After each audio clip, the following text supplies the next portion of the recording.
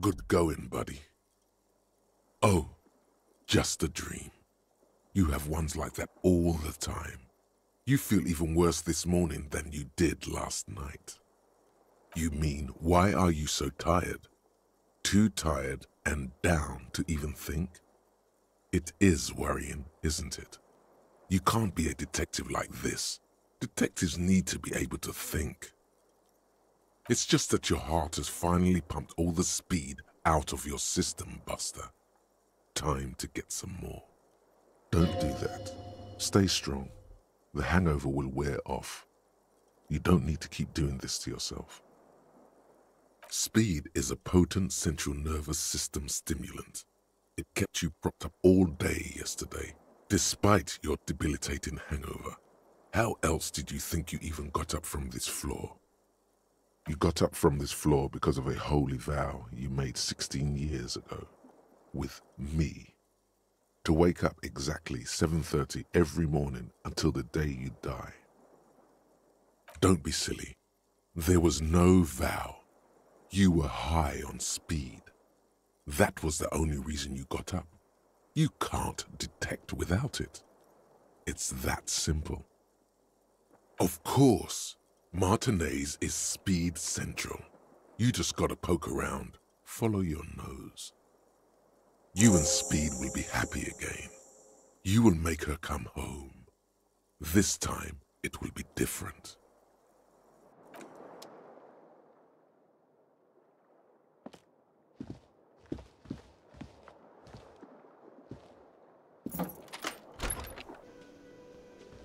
Morning. Looks like we can get to work at once. The Union muscle turned up. They look rowdy. We should talk to them. He won't even acknowledge the stolen boots you're wearing. For him, they don't exist. You'll have to bring it up yourself, later, if you dare. Everything points to the dock workers' union. The belt used for hanging him, tracks in the mud, the circumstances in Martinez, my preliminary information. Which may, of course, all be wrong. But we still need to talk to them, and it won't be easy. I mean ungovernable. Martinez isn't exactly enthusiastic about the RCM being here. They prefer to be policed by the Union. These men here. Men who drink beer for breakfast? There's talk of an armed wing of the Union called the Hardy Boys, who are responsible for state policing. I think it's them. That would just escalate tensions. No captain would sign off on it. Solving one murder isn't worth a conflict between the RCM and the Debarders Union. In fact, even the death of 2 detectives might not warrant an all-out war. So let's keep a cool head, okay? He's not exaggerating about that mortal danger, just calmly factoring it in. Your fists clench and your pulse rises uncomfortably. One more thing before we do. We don't have to talk to them immediately. We can walk right past them, continue with our business. Good. A power move. Purposefully concentrate on something else first. Yeah, streetwise. Zoom right past. Do it on your own terms.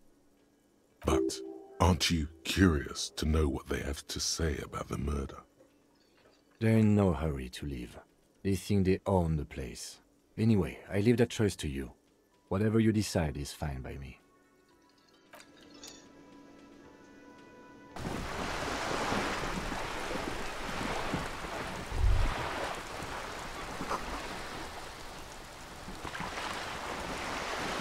A striking woman leans against the cabin top of her sailing boat, smiling as you approach. Her green raincoat glistens with droplets. A silk scarf is tied around her throat. Good morning, officers. I'm Joyce. Joyce L. Messier. I represent the board of Wild Pines, the owners of the harbour. You gentlemen must be from the RCM. Beaton, my maiden name. Nothing, honestly. I've said it to every drunk in town, and you're the first one who's responded. What is implied here? That you're a drunk? She hasn't actually said it to every drunk in town. It was spoken in jest. Of course you're not. It was only a joke. I'm glad to see you here. Like steel. There is strength there. If she wanted, she could sink her nails deep into your skin. I was dispatched to handle a strike, not a lynching. Anything I can do to assist the RCM in this matter, I will, gladly. That is good to hear, madame. My colleague will take the lead on this interview. I should let you know that he is recovering from an unusual medical episode. Very unusual. But I can assure you of his ultimate competency. There's a trace of irony in his voice. Mischief, even. The lieutenant is hatching some scheme. He's trying to signal something. He wants you to play up your condition. It happens quicker than a shooting star. But did the lieutenant just wink at you? How interesting. I wish you a swift recovery.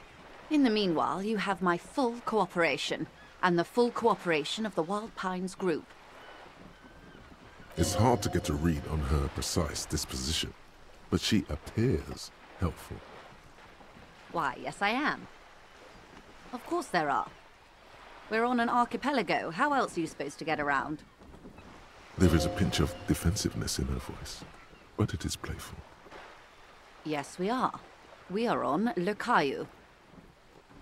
Technically, the neighboring Ozone and Fas a la Mer island groups are archipelagos, while La Caillou, by contrast, is a single fertile landmass, the fourth largest island in the world. It is not an archipelago. Okay, if you want to get technical, the point is we're all on islands here, and sail is still the most expedient way to get from one island to another, especially when you're in a hurry to resolve a strike. I haven't seen anyone else drive a souped-up Capri Kenema motor carriage either. Actually, that motor carriage has been specially issued to serve as a patrol and pursuit vehicle. It's for crossing long distances in the greater Revachol industrial harbor. It's not a toy. Neither is this. A toy, I mean. It's a machine for crossing long distances in the Bay of Revachol, between the city and the islands. You need to make this lady admit she's only riding around on this boat because she's rich. Before you do, it would be pertinent to ask other questions. Gather more info on this boat of hers. The boat? No. It is called Coeur de Leyte 19 because that's the type of sloop it is. The word "it" feels strange. Such a beautiful boat deserves a proper name. A breeze ripples through the sails and tugs at your hair. Below, the sleek, fish-like shape of the hull parts the water. Beneath that, a resounding darkness. You're reminded of something. Or someone. Okay. How about Coeur de Leyte 19? Why? Because it was manufactured in Revachol East by a company called Coeur de Leyte, and its hull is 19 paces long. She makes a point of being unromantic about it. Why Dolores? Because it stings in an ancient and beautiful way. Well, it means nothing to me. I think I'll stick with the factory name. But thank you for the suggestion. Okay, because... She makes a point of being unromantic about it. The X something. The X what? Very absurd. Thank you for the suggestion. I will stick with the factory name for now, but thank you. Okay, because... She makes a point of... The X something. Oh, I do like the sound of that. It sounds so decisive, so powerful. She's not actually considering it. It's sarcasm. Okay, because... She makes a point. The X... Thank you for the suggestion. Okay, because... She makes a point of... What? I think I'll stick with the factory name, but thank you. It's a pleasure craft. A 19-pacer. It also happens to be rated for Category 1 racing. Though these days I mainly use it for business. My sloop, I like it a lot. It's the eel's hips, baby. I'm enjoying this part of the interview. It has so little to do with the murder we're investigating. I really do, the lieutenant thinks. Is she thrown off yet? He's looking at the woman, assessing her. Officer, I assure you I'm a highly qualified pleasure craft operator. The crowns of her teeth are porcelain, white as the boat's hull as she smiles. Qualified pleasure craft operator. So charming. Where's the damn license? I just renewed its safety inspection last month, officers. It is completely seaworthy. In fact, it's taken part in not one, but two insulindic regattas. Even finished once. The other time, I would have finished the race were it not for an urgent work matter, much like the one I'm on now. Actually, you don't. It is a little-known fact among those who police that the Wayfarer Act specifically denies the RCM the authority to demand anyone's operator license. The Wayfarer Act is one of the few pieces of legislation governing human interaction in the Revachol Zone of Control, along with the Emergency Trade and Ailments Acts. It's one of the foundational laws in Revachol, designed to limit the authority of local institutions. Part of it prohibits the RCM from requesting most documents and licenses without permission from a coalition representative. It's a law that keeps Revachol what it is, in limbo. I was just being polite. Even school children know the Wayfarer Act. No need to politicize this. You may still ask for the lady's passport. You need to save face if you want her respect. Demand that passport. Of course. The woman is silent, smiling while the waves lap against the hull. In your hand, under the plastic, a light blue passport saying, Republic of Vespa. The coat of arms has a lion and an ostrich. Seagent. The Republic of Vespa, formerly the Republic of Vespa Messina, was once a dual kingdom. An amicable parting of ways produced two constitutional monarchies. Vespa, the richer of the two, is an occidental nation known for its proximity to the Pale and its exotic financial derivatives. It is a stable country, and yet there has always been something ominous about its perfect stability. It's a place at the edge of the Mwindi Isola, overlooking the Obi-Sunt Isles, fracturing into the great unrest of the Pale. The woman, born in the year 3 in the commune of Revachol, smiles at you, face adorned with frown lines and crow's feet. The photo is recent. The name reads, Rejoice Leighton Messier. Yes, but please don't call me that. Joyce is much more efficient. She doesn't like it. Probably a bad memory. Mean girls at school or some ancient lover. My husband is. I have dual citizenship. A Vespertine is handier when traveling. She nods and returns the plastic bag to her coat. Oh my, the E word. You mean to say that it's a symbol of conspicuous consumption? That I'm a member of the ruling class? Detective, may I remind you that Mrs. Messier is a professional negotiator? Then what does that say? Does it say, docking reserved for residents of Rue de Saint-Ghislain, 33A? 33A? This old proletarian haunt here? As I said, plenty of people drive boats, of all social strata.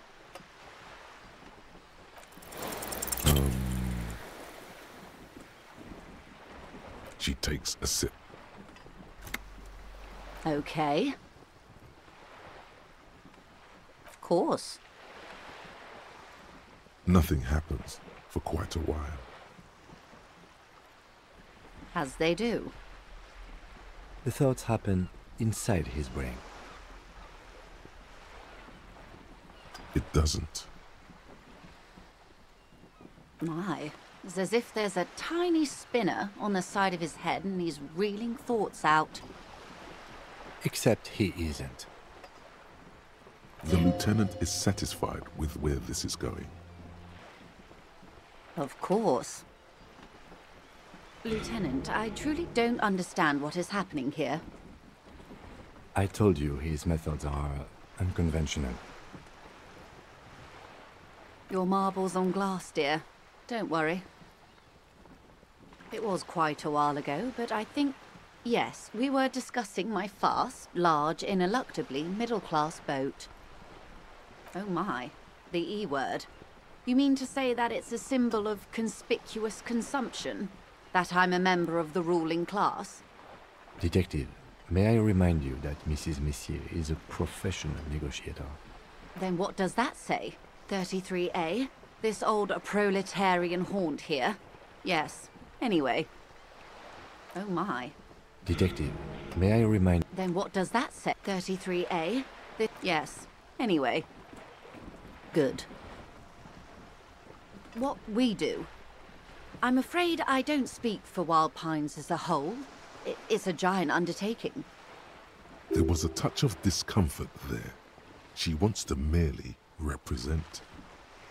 The Pines' core competency is logistics. Container shipping, freight, that sort of thing. See those airships there, blinking? Those are the shipping side of things. And that is the terminal.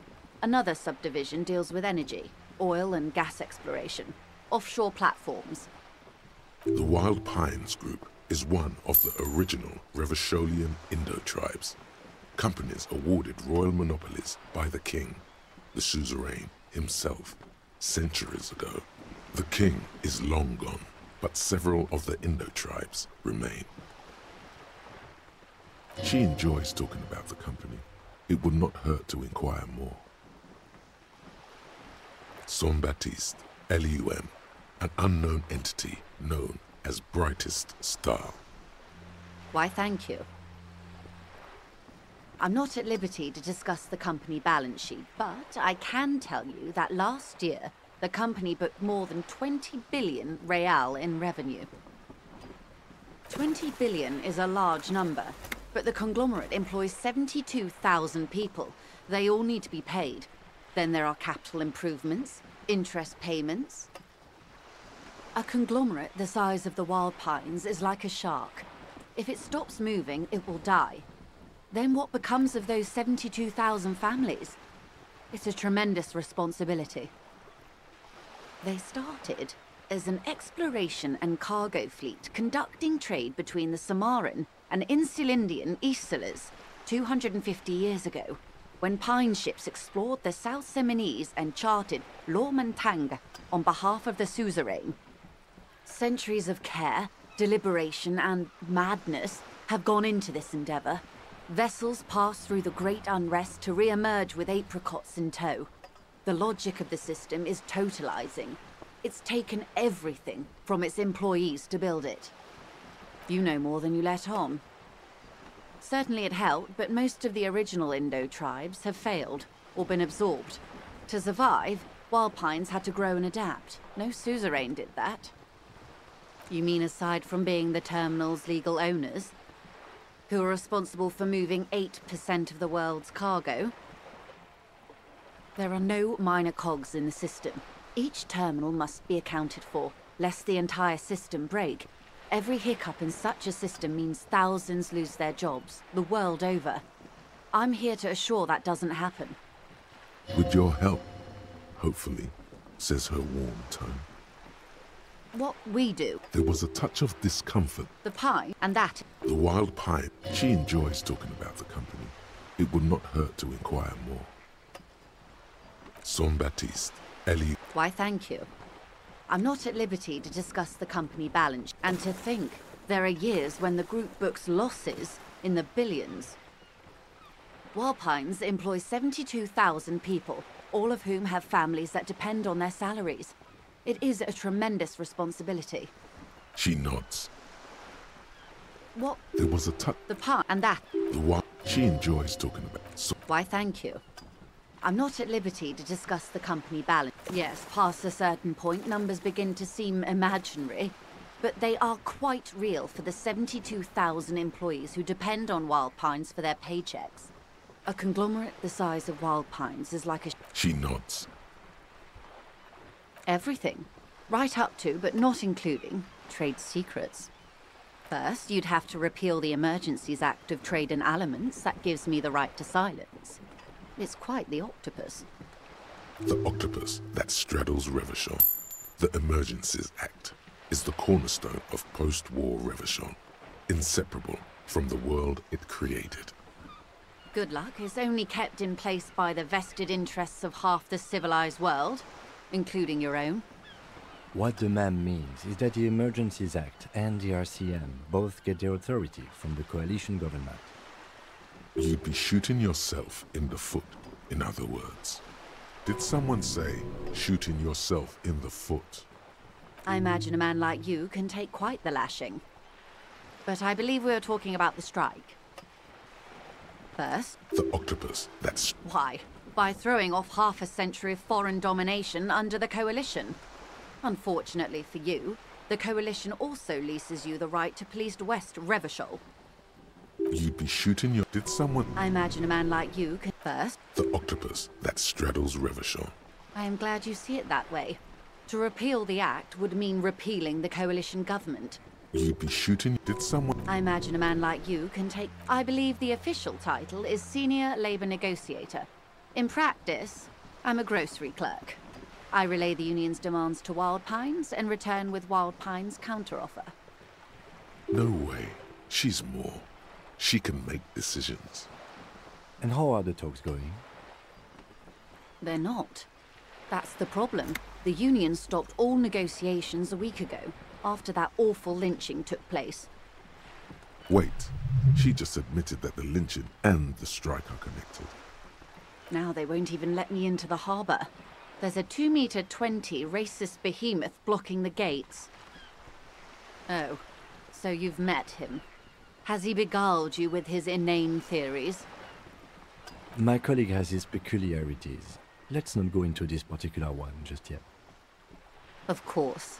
To each their own. What can I say? The union employs a giant covered in tattoos. A racist giant. I guess that's part of their big tent organization now.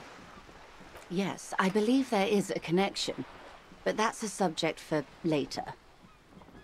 She's resolute in this. Yet you sense that she wants to tell you. You'll have to earn her trust first. Let's say I was not making the kind of progress I'd hoped for when I first arrived. And when did you first arrive? I arrived 3 weeks ago. Yes, in the middle of February. The bay was still partially frozen then. I prefer to do these things on site, like the RCM. But the strike began in December. I wasn't the original negotiator here. I took over after Mr. Gaumont hit a wall with Mr. Clare, the union boss. Mr. Clare refused to speak with Gaumont despite concessions he'd granted the union in prior negotiations. This isn't the first time the union has gone on strike. Heavens no. There have been 2 prior strikes. Both times the union won significant concessions, including overtime pay and a medical plan. This time their demands are more, I guess you could say, aggressive. Ludicrous even. It's meant. Mr. Clare told him to... how did he put it? Fuck off, midget. Gaumont is short of stature, you see. Yes. Keep in mind, this is a negotiator Mr. Clare has worked with before, and who was more than fair with him and the union. Sounds like usual aggressive posturing. There are leaflets everywhere, and banners. What did they say again? Oh yes. Every worker, a member of the board. Most of the workers probably don't know what that means. Then you might also like their other slogan. Demand democracy. Personally, I agree. It lacks the pizzazzo of every worker a member of the board. It's quite simple, you see. Every time the Wild Pines group makes a decision about what? About anything really, it needs the signature of each of the 2,200 workers in its Martinez terminal. Just so you understand, this is but one of 22 terminals owned by Wild Pines. Essentially, not only are they kings of the company, they are also kings of the 72,000 employees of Wild Pines Group. An opening gambit, surely. That may well be. It's not up to me to decide who is king, but as negotiations go, it's not a swell start. So I hoped. But this type of opening is usually followed by a more reasonable offer. I've yet to hear one. Just the same nonsensical slogan repeated over and over again. And now, people are getting lynched, I hear. Behind the whirling in rags. A disastrous situation if there ever was one. Excuse me, from whom did you hear about this lynching? I first heard it from the boyar at the gates. The one whose very name advertises his aversion to work. I think he said it was, "Call me mañana." This checks out. No, wait. The chief negotiator heard it from a man at the gates. Surely the Wild Pines Group has more effective channels of information. After all, 2,200 people are on strike. This is a big deal for them. They're relief every... Most of the workers probably don't know what that means. Fortunately, they explained it. Every time the Wild Pines Group makes a decision about anything, it needs the signature of each of the 2,200 workers in its Martinez terminal. Just so you understand, this is but one of 22 terminals owned by Wild Pines. Essentially, not only are they kings of the company, they are also kings of the 72,000 employees of Wild Pines Group. An opening gambit, surely. They're having a blast. But how can they afford it? After 4 months, my assumption was they would prefer a more practical solution. I'm not sure. Naturally, I assume that was just their opening position, a hard-nosed tactic with a side of mockery. But there's been no follow-up, just the same nonsensical slogan repeated over and over again. And now, Excuse... I first heard it... No, wait. The chief negotiator heard it from a... There are leaflets everywhere. Most of the workers probably don't know what that means. In its defense, another said, "Demand democracy." Pretty tame stuff compared to every worker a member of the board. It's quite simple, you see. Every time the Wild Pines Group makes... Just so you understand... An opening gambit, surely. That may well be. It's not up to me to decide who is king, but as negotiations go, it's not a swell start. So and now... Excuse... I first... No, wait. There are leaflets every... Most of the workers... In its defense, another said, "Demand It's quite just so... An opening gambit, surely. So, and now... Excuse... I first... No, wait. The chief negotiator... The scabs? You mean the huddled masses of Jamrock, come to plead for work where the union refuses to? Don't let her answer it herself. If these workers were organized by Wild Pines or its affiliates, then it would be a company secret. I could not share it with you.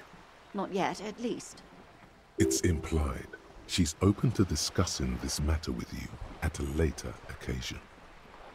Don't let her answer it herself. If these strikebreakers were organized by Wild Pines... It's implied. She's open... Don't let her answer it herself. If the workers were organized by Wild Pines, then it would be a company secret. It's implied. She's open to discuss... Don't let her answer it herself. If they were organized by Wild Pines... It's implied. Everard Clare is a man of the utmost integrity. If you can say one thing about him, it's that he always puts the interests of the workers first. She's being sarcastic. Don't take her performance literally. Of course not. Everard is fantastically corrupt. I imagine he has a thick, viscous goo where you and I have blood. If you were to prick him with something sharp, you could see it oozing out. A knife, maybe? No, a rapier. Oh, heavens, no. We get along just fine. Yet, now that you mention it, I can't stop imagining that black treacle just dribbling down his double chin. He is the most corrupt individual I have ever seen, and I deal with men like him for a living. If there is anyone more venal, more irredeemably nepotistic, then it's his twin brother, Edgar. Yes, Edgar looks exactly like his brother, except for that lazy eye. He also talks exactly like Everard does, and when one's term as foreman is up, the other takes over. It's how they circumvent the term limits, you see, with a funny little switcheroo. While in office, they've embezzled God knows how much of their workers' dues. The Débardeurs Union was once a perfectly normal institution. 20 years ago, anyway. It must not have been easy to establish under the Emergency Act, but they did it. I can respect that. Organised labour at its best, as they say. Then something happened in the local chapter elections. The brothers Clare came and transformed it into a... how do you say? A mob. The Débardeurs are a crime syndicate. Sad as it may be, we are forced to cooperate with them. Refreshingly honest, officer. The company has tried appeasing in the past, but I'm afraid our concessions have only emboldened Everard and his brother. And your opinion, detective, if I may ask? I'm a curious and talkative person, you see. Would you say the Débardeurs Union is... Why do you think so? What she calls corruption is simply an aesthetic category. Point taken. But enough about Everard. What else can I do for you? Everard Clare. She's being sarcastic. Of course not. Everard is fantastic. If you were to prick him with something sharp, you could see it oozing out. A knife, maybe? No. He is the most corrupt individual I have ever seen, and I deal with men like him for a living. If there is anyone more venal, more irredeemably nepotistic, then it's his twin brother, Edgar. Have you seen him? Edgar looks exactly like his brother, except for that lazy eye. It's how they circumvent the term limits, you see. Of course. Everard... She's being sarcastic. Of course. If you were to prick him with something sharp, you could see it oozing out. He is the most corrupt individual. Yeah, it's how they circumvent the term limits, you see. The day... A mob. Refreshingly... And your opinion, detective, if I may ask? I'm a curious and talkative person, you see. Would you say the Débardeurs Union is... Indeed. And a hungry one. Sadly, Wild Pines have cooperated with what amounts to a crime syndicate for 2 decades. However much you feed the leech always hungers. She's... Of course. If you were to prick... Oh, heavens, no. He is the most corrupt individual. Yes, it's how they circumvent the term limit. The Débardeurs... A mob. Refresh... And your opinion, detective? Thank you for being candid. Sadly, Wild Pines have cooperated with whatever... She's... Of course. If you were to prick... Oh, heavens, no. He is the most corrupt in... Yes, it's how they the Débardeurs... A mob. Refresh... And your opinion, detective? Of course, officer. I'm glad you asked. There was a woman, the previous forewoman of the Union. She disappeared. Disappeared? Yes. On the last day of the local chapter elections, her daughter phoned in and said she wasn't running anymore, or coming to work. Ever. End of story. This forewoman, her name? Sadly, the company records do not even give a name. She's just forewoman in private correspondence, Holly. I don't even know if it's a sir or given name, and I don't have access to the Union's files. Downright haunting, if you ask me. The Wild Pines suspected foul play, but what could they do? It was a Union matter.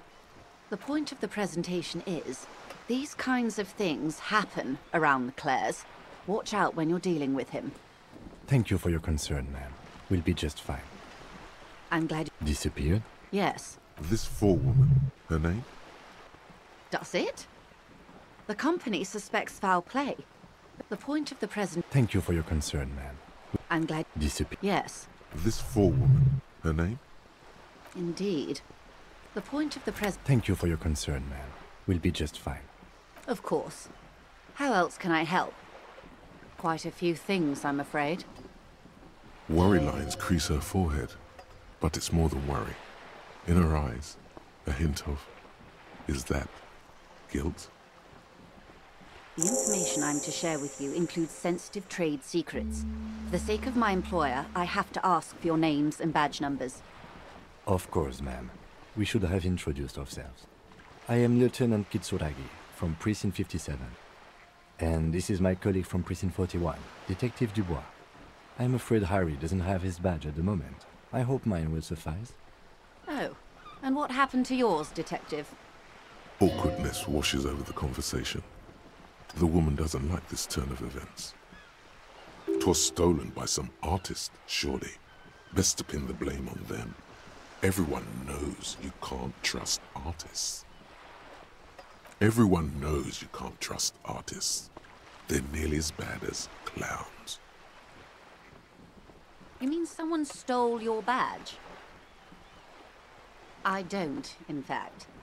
I'm afraid what I need to tell you is wholly unrelated to art. I really need to discuss it, however, with the RCM, and I need your badge for that. Unbelievable, sire. Even the performance artists didn't work. I see. So, are you saying you lost your badge during the course of this episode? Oh dear. I suppose this does explain some of the more curious turns in our conversation. She must have been suspecting something for a while now. As I said, ma'am, his technique may be very unconventional, but he is an officer of the RCM. Of course, I sympathize, but I'm afraid I simply can't share anything more until I've seen that badge. Hang on. She's a professional negotiator. She should be open to some sort of mutually beneficial arrangement. I mean, favors for favors. A dirty alliance of some sort. Consider this. Perhaps she has been planning it all along. That you convince yourself into colluding with her. Perhaps she even knew beforehand of your affliction. A sudden pinch of paranoia comes over you. Easy. Just offer her a favor. Like I said, nice and dirty. I will be frank with you. If I'm going to break protocol, I need to be able to justify it to my superiors. They're going to want to see something very tangible. You're in, but expect her to drive a hard bargain. Reports from inside Terminal B suggest it's a hub for the local drug trade. This is an open secret in Martinez. The Union controls the terminal, so it goes to reason. She wants you to help her gain leverage to restart negotiations with the Union. The company has tried looking into this matter before, to no avail. Perhaps someone with your authority and resources might turn over the right stones. Or you can recover your badge, though if I may be blunt with you, it sounds like that may be a lost cause. Detective, a word in private before we continue.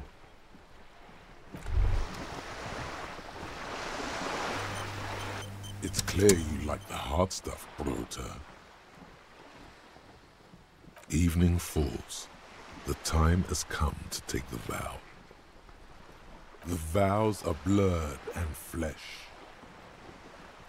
Lower intestine, the term is metabolic and circulatory system. Fascism, Brota. Many things, but it's mostly about trusting your gut. Who does your gut tell you is the source of Revachol's problems?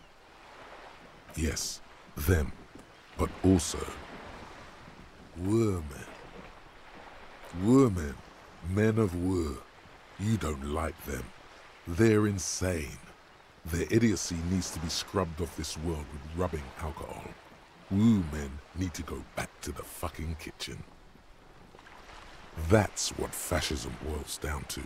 The rest is also important. But the main thing is that woo men need to know their place.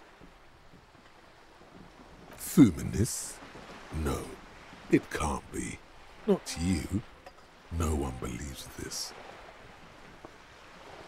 Stomach truth. You're having a stomach truth. Because you've said the hard things that others won't say, the good things, you've said them many times. Okay, yes, let's call it that. Good thinking. That sounds much better. Traditionalism. You like the sound of that. You're going to keep your views, right? Keep your views, Brota. For the nation, smart. Best not to mention the women too often. That's why you're the head and I am the stomach. Of course you are, Brota. Of course.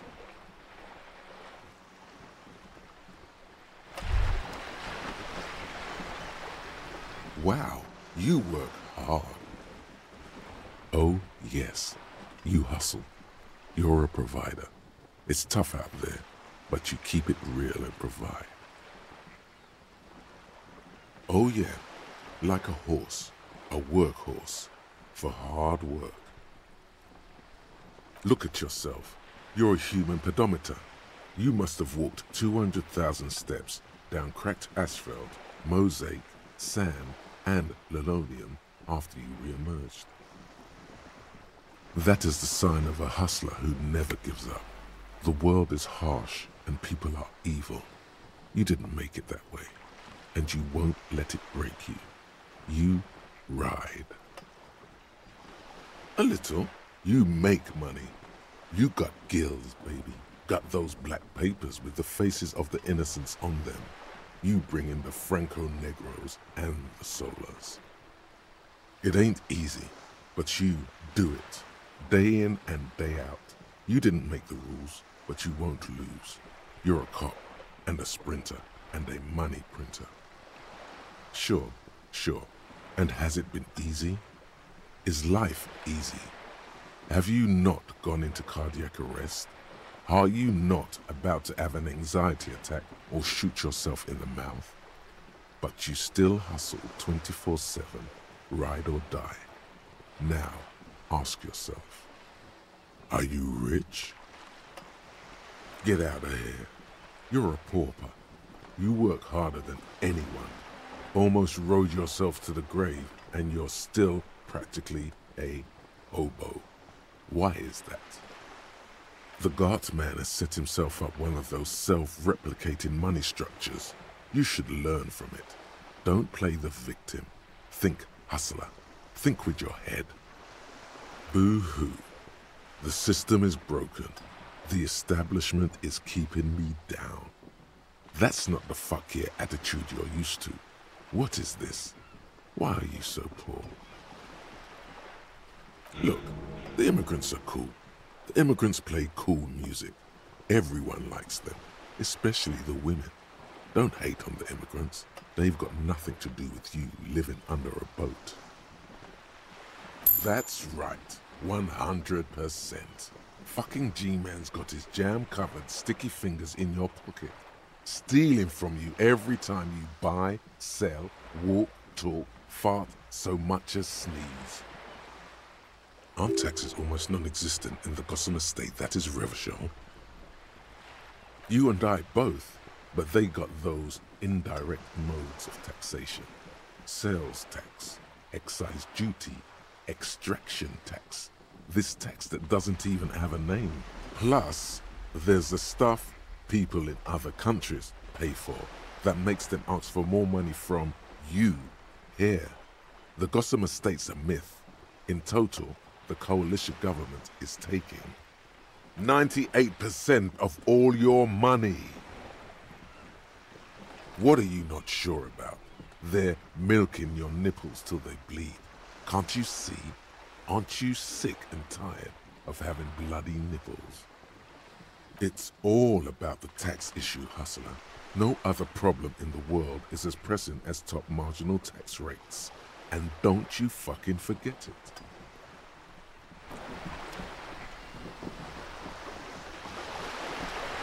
This is not going quite as I hoped it would, Detective.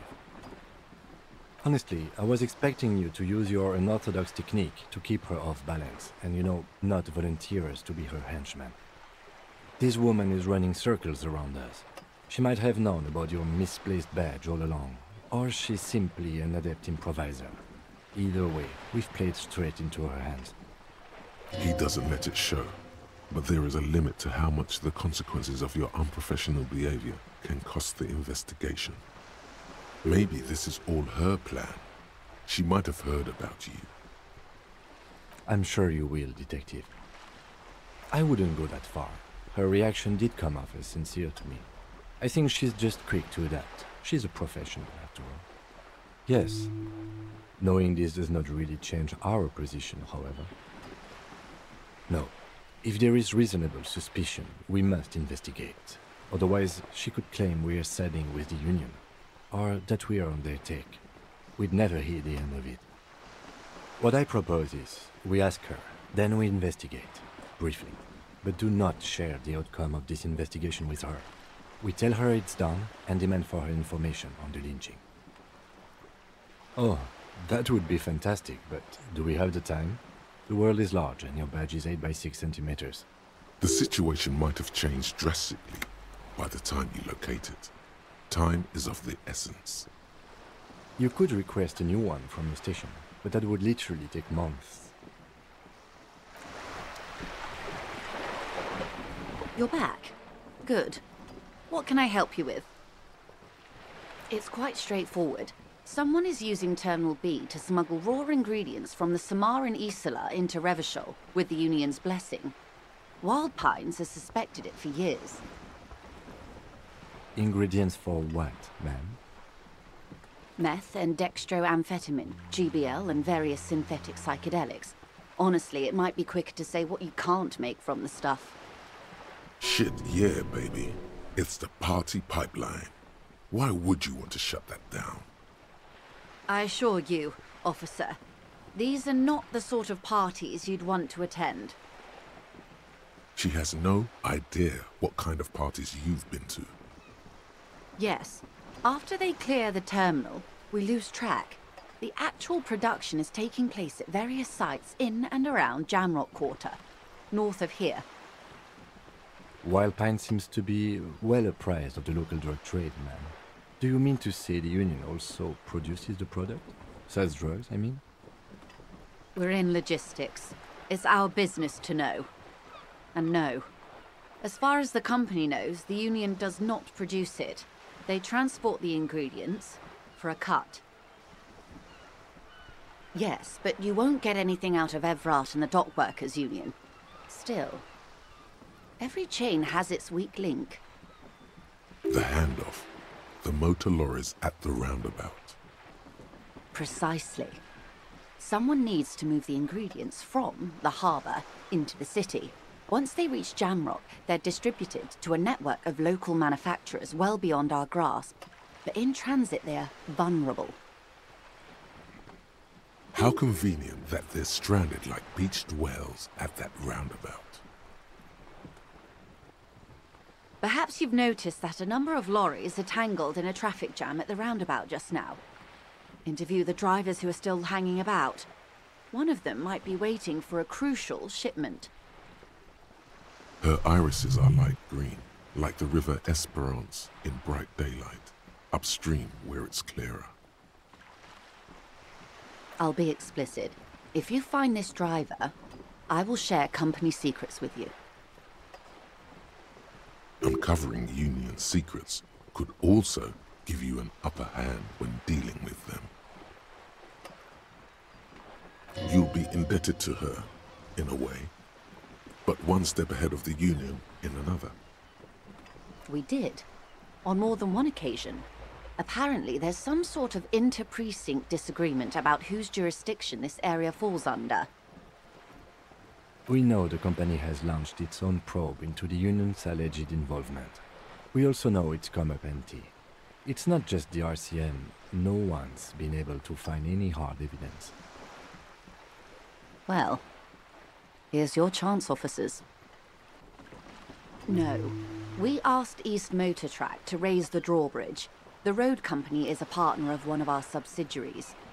However, this is a limited time opportunity. Once the complaint has been processed by the Trade Committee, they'll have no choice but to lower the drawbridge, and the operation will continue.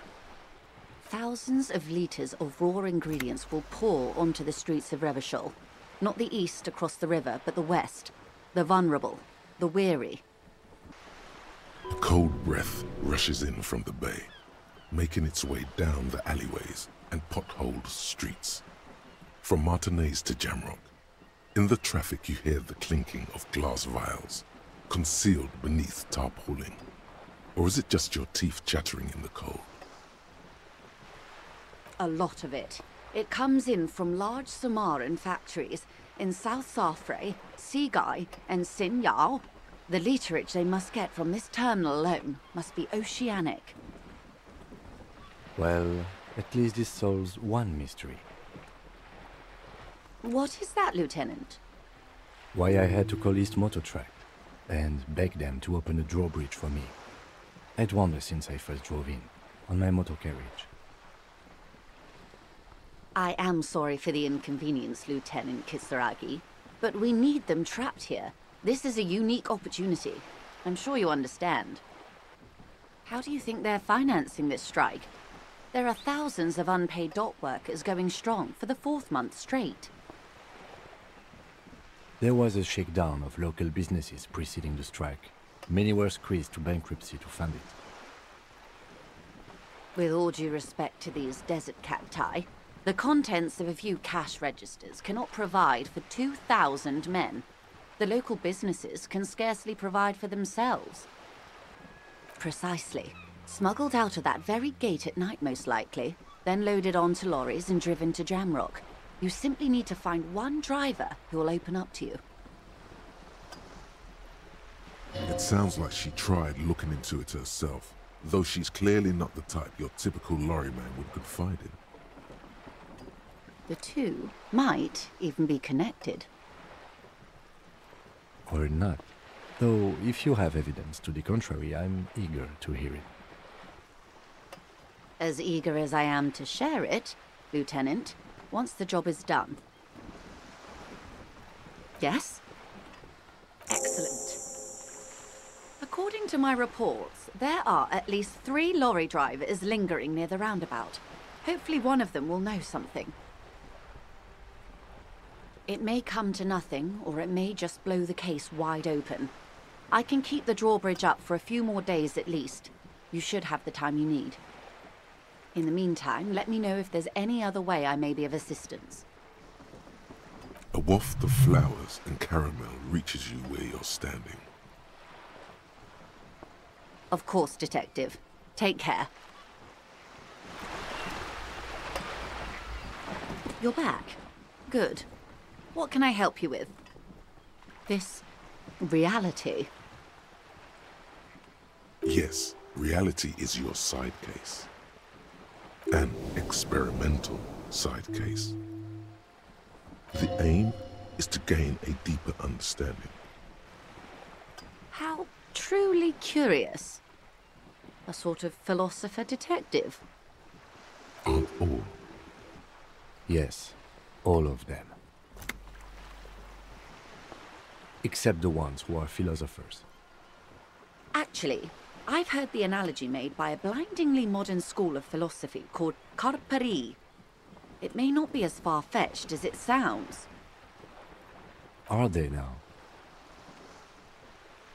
A deep synthesis. I'll assist you however I can then. Go ahead. Ask. All right, we're in. I know these all look good, but begin with the first, okay? We're in Martinez, baby. A casual term of endearment popular among the 50-plus crowd. It's a disco holdover, pay it no heed. Aren't we all? She refers to your corresponding ages. Martinez is a district of Revachol. A very small district tucked away near the industrial harbour, north of the 881 and Jamrock. You would be excused for not knowing about it. Unimportant, they say. Forgotten, even. Shelled to smithereens during the Revolution. It has its charms, just not this time of year. I'm not a good ambassador. I've only been here once before, as a teenager. Not a lot has changed. There are ruins, a terminal, fishing boats, reeds, boys with boxy shoulders. A brief spike of longing in her upright body. The dots under her eyelids shake. This place used to be a province. A workers' resort before the city swallowed it and the artillery did its work. The reeds are the real star of the show here now. The further down the coast, the wilder it gets. Yes, I was slumming it with some girlfriends of mine. We had boats and... Don't hold it against me. The boys certainly did not. There's a spark in the air, a live wire hanging in the wind, in your hungover neocortex. Then the sea air cools it down. It's not really a sea, it's the Bay of Revachol. And the bay feeds into the ocean. Yes, we're on an island in an ocean, the world's largest body of water, the Insulindic. Known to the early Revacholians as Les Immensités Bleues, the blue immensities. Vast, lukewarm and unknowable, flowing in and out of sight. Caillou, as you already know. Imagine a pebble. A smoothed-over pebble amidst a great blue sea, misshapen, cracked. The cracks are the River Esperance. We're in the delta of this river, on the 6th branch, the Martinez distributary. It is clear this pebble is of enormous value to her, and to humanity at large. Revachol? Revachol is what you call a city. The great kind. As if it's self-explanatory, beyond patriotism, a fact. History detective. They built this city to resolve history. Our part in it, at least. Our centuries. The nations of the Occident, or migrant workers from Seminine and Ile Marat, depending on your creed. In the DeLorean century. 380 years ago. They say it's where the terrible questions of our time will be answered. The tensions are highest, the fault lines deepest. By that I mean conflicts. Ideological conflicts. The stuff of men. We are standing on a fertile, self-sufficient island able to sustain up to 200 million people in the middle of the Insulindic Ocean, the world's connective tissue. It's where the money is. I think it's fair to say so. Martinez is about... A sparkle of lights on the horizon, like morning stars above the curvature of the planet. 22 kilometers from the center of the world. That soldering iron is the bank of the world building. The bottom floors are Insiacom. Coalition government, Insulindian Mission Command. Silence. She lowers her hand. The water, the light. It's as though you're seeing it for the first time. There is no recognition, only the immensity of the sea and the cold radiating from it. We are where we are. I have no truer answer to give, unfortunately. This is one thought you need to complete. Where are you? Was there something else you wanted to know? I remember something about a lowdown. This has been informative. Thank you, ma'am. I'm sure my memory-impaired partner has many more questions to ask, about even more fundamental aspects of reality. Might I suggest not asking them all right now? Messier will be here later too, and tomorrow. Isn't that true, ma'am? Absolutely. My commitment here is long-term. Of course not. You are already diligent for getting this far, and diligent boys remember where they left off. Indeed. I'm always at your service. We're in Martinez. Babe, Martinez, you would be excused for not knowing about it. Unimportant, they say. Forgotten, even. Shelled to smither. I would be happy to. What is a preposterously expensive education for, if not sharing? These are unimportant times, Detective. You and I were born after the dust had settled. 1,000th of a second too late. For the big time. The smile of a predator. No doubt what she's got in mind. All men are predators, dear. Nothing much to be done about that. It's all a matter of where you get to file your teeth. The revolution. It's quite easy. Every 100 years or so, our species gets together to decide what's next, who gets shot in the head, and who gets the mineral rights. It's a real kerfuffle. Those would be the communists. Generally speaking, 40 million people got shot in the head during the World Revolution. But the communists, they all got shot in the head. She's not gloating. It's a relieved celebration. Oh, and the anarchists too. They shot them well. So well, one forgets they even existed. She likes the totality of it. Indeed. They piled them in mass graves in Ozon. And, well, that's the last anyone heard of those people. Did they ever? Before they got shot themselves, they shot 2 million people. Yeah, it was a kerfuffle, all right. Yes, the Insulindian deluge, they call it. Yes, an acute thiamine deficiency can be exacerbated by alcoholism. Exacerbated means made worse. Oh, lots of people. Even the king got shot in the head, or thrown beneath a horse, or drowned. Accounts differ. It was unceremonious. Just as well, he wasn't actually the king. Just the king's nephew. The real king abdicated and lived out a long and productive life as a venture capitalist in Grad. Yes, King Guillaume had a nose for bad PR. He ran before it. What is the expression? Went down? Anyway, Gil got out alive and his nephew Frisell got shot in his place. Him and tens of thousands of his wonderfully fascist kingsmen. It was a wild time. The liberals got the mineral rights. And by mineral rights, I mean everything.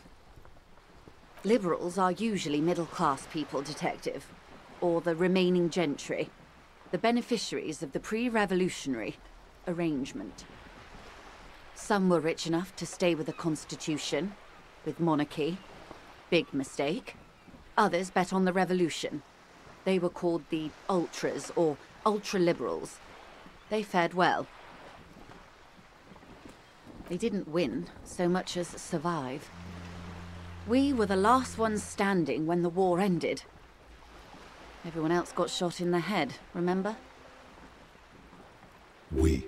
She's one of them. Of course. To foreign intervention. The coalition. Those people really took the mineral rights. The liberals took everything that wasn't nailed to the ground. The coalition took the ground. The ocean, the laws, and the people. The coalition of nations. Grad, Mesk, Vesper, Messina, Oranje, and Sur-la-Clay, the armed center of the world.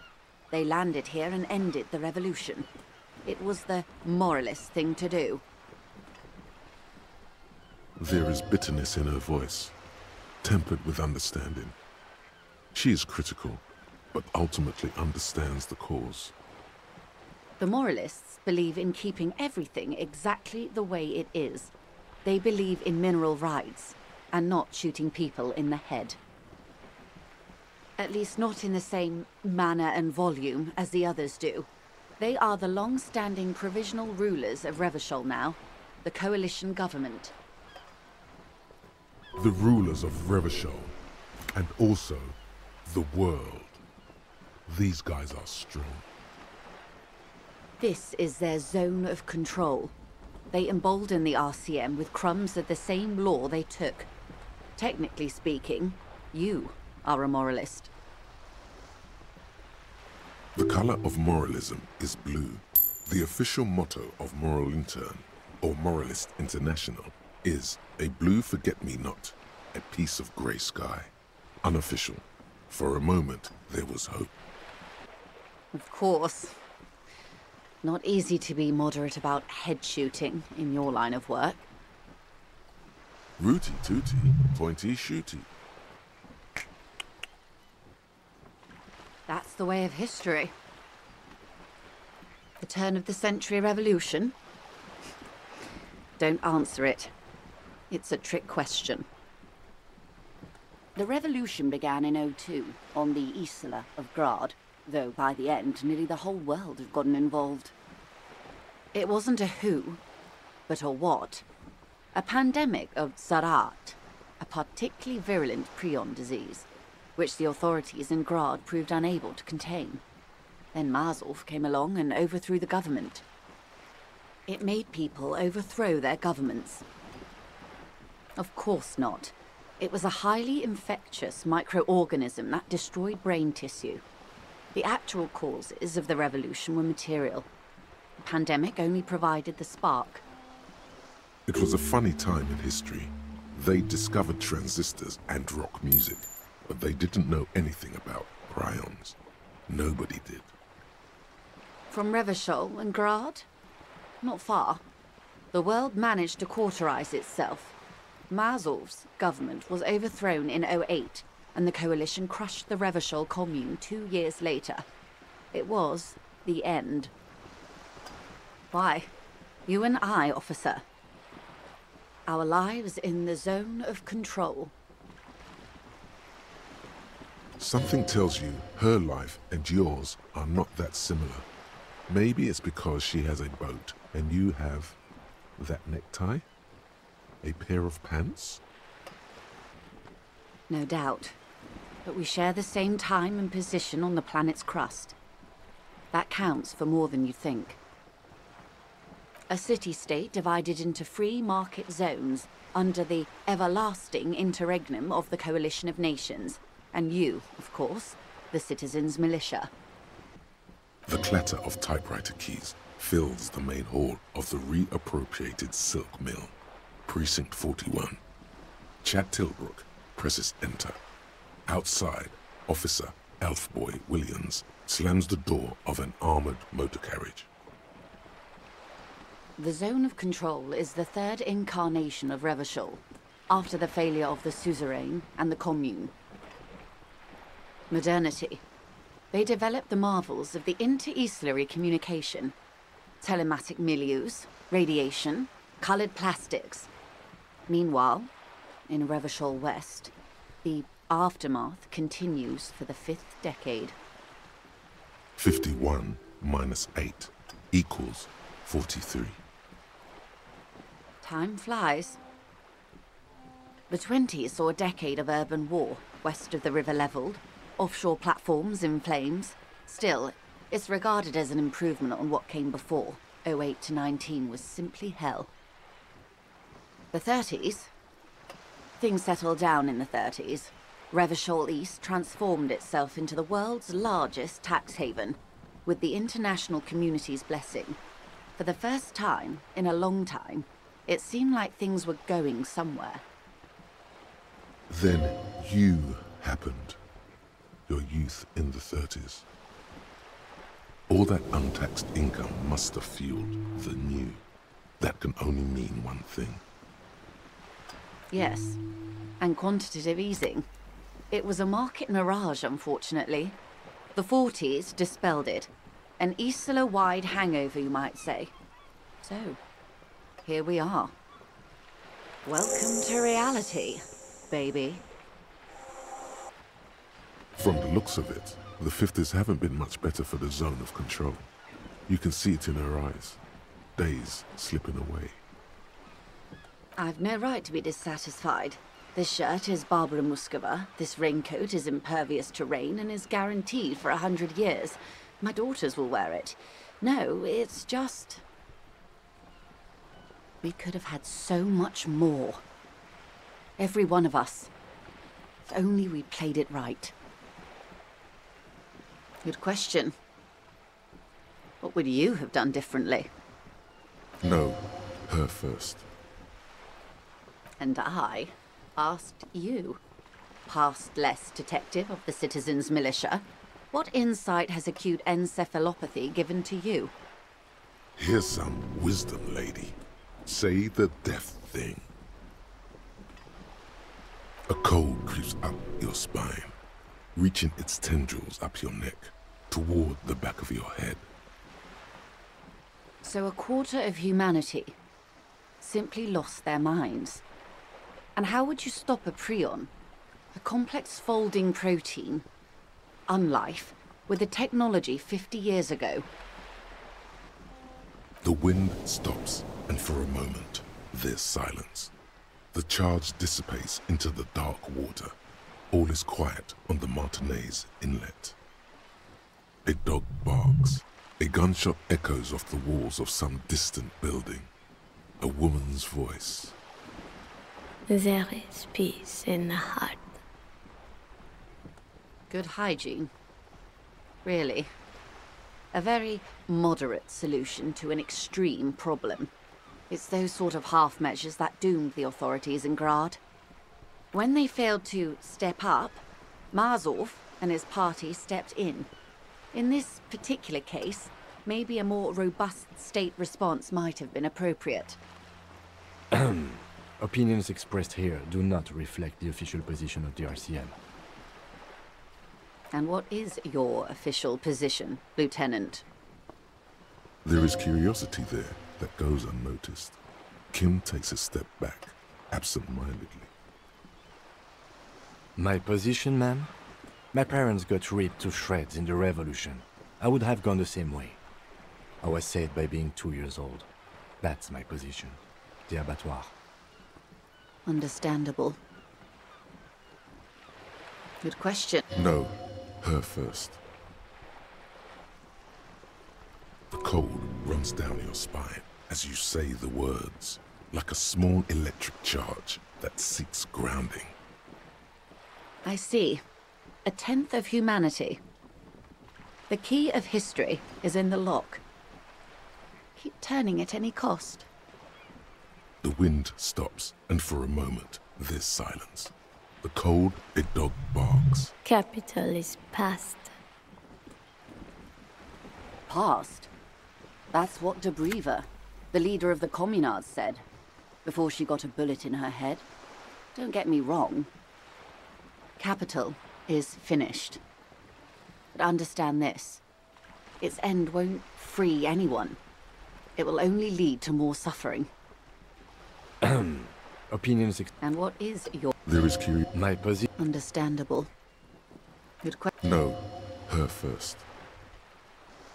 A cold. So a quarter of humanity simply lost their minds. The wind stops, and for a moment, a dog barks. Pockmarked by cannons. Liquidate? That's what King Philip kept screaming from the Sol Aurum. Liquidate! Liquidate! In the end, they liquidated the Sol Aurum, melted the palace cube down to gold and platinum, and sold it for bullets. Strange times. And what... There is... My Understandable. Good question. No, her first. A cold. So a quarter of humanity. The wind stops, and for a dog barks. A gunshot echoes off the walls of some distant building. A woman's voice. It's all yours. A poor remedy for prion disease. That was the attitude of most of the more moderate Indo tribes, particularly those who supported the king. Kupri, Resplendent, both gone now. Those that survived mended their ways. They're all ultras now. And what? Understandable. Good question. No. A cold. So a quarter of humanity. The wind stops. A dog barks. Always. Always. That's the can't-do attitude that truly defines late modernity. You may prove a modern man yet. And There is understandable. Good question. no. Her first. The cold. I see. A tenth of humanity. The key of history is in the lock. Keep turning at any cost. The wind stops, and for a moment, a dog barks. Revachol forever.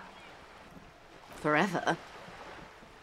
In 20 years, Revachol went from a king to a commune to a zone of control. She is forever. But the next thing she will be is something else. And what? There is Understandable. no. Her. The cold. I see. A tenth of humanity. The wind stops, and a dog barks.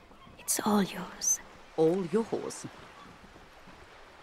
That's been the motto of many an Indo tribe.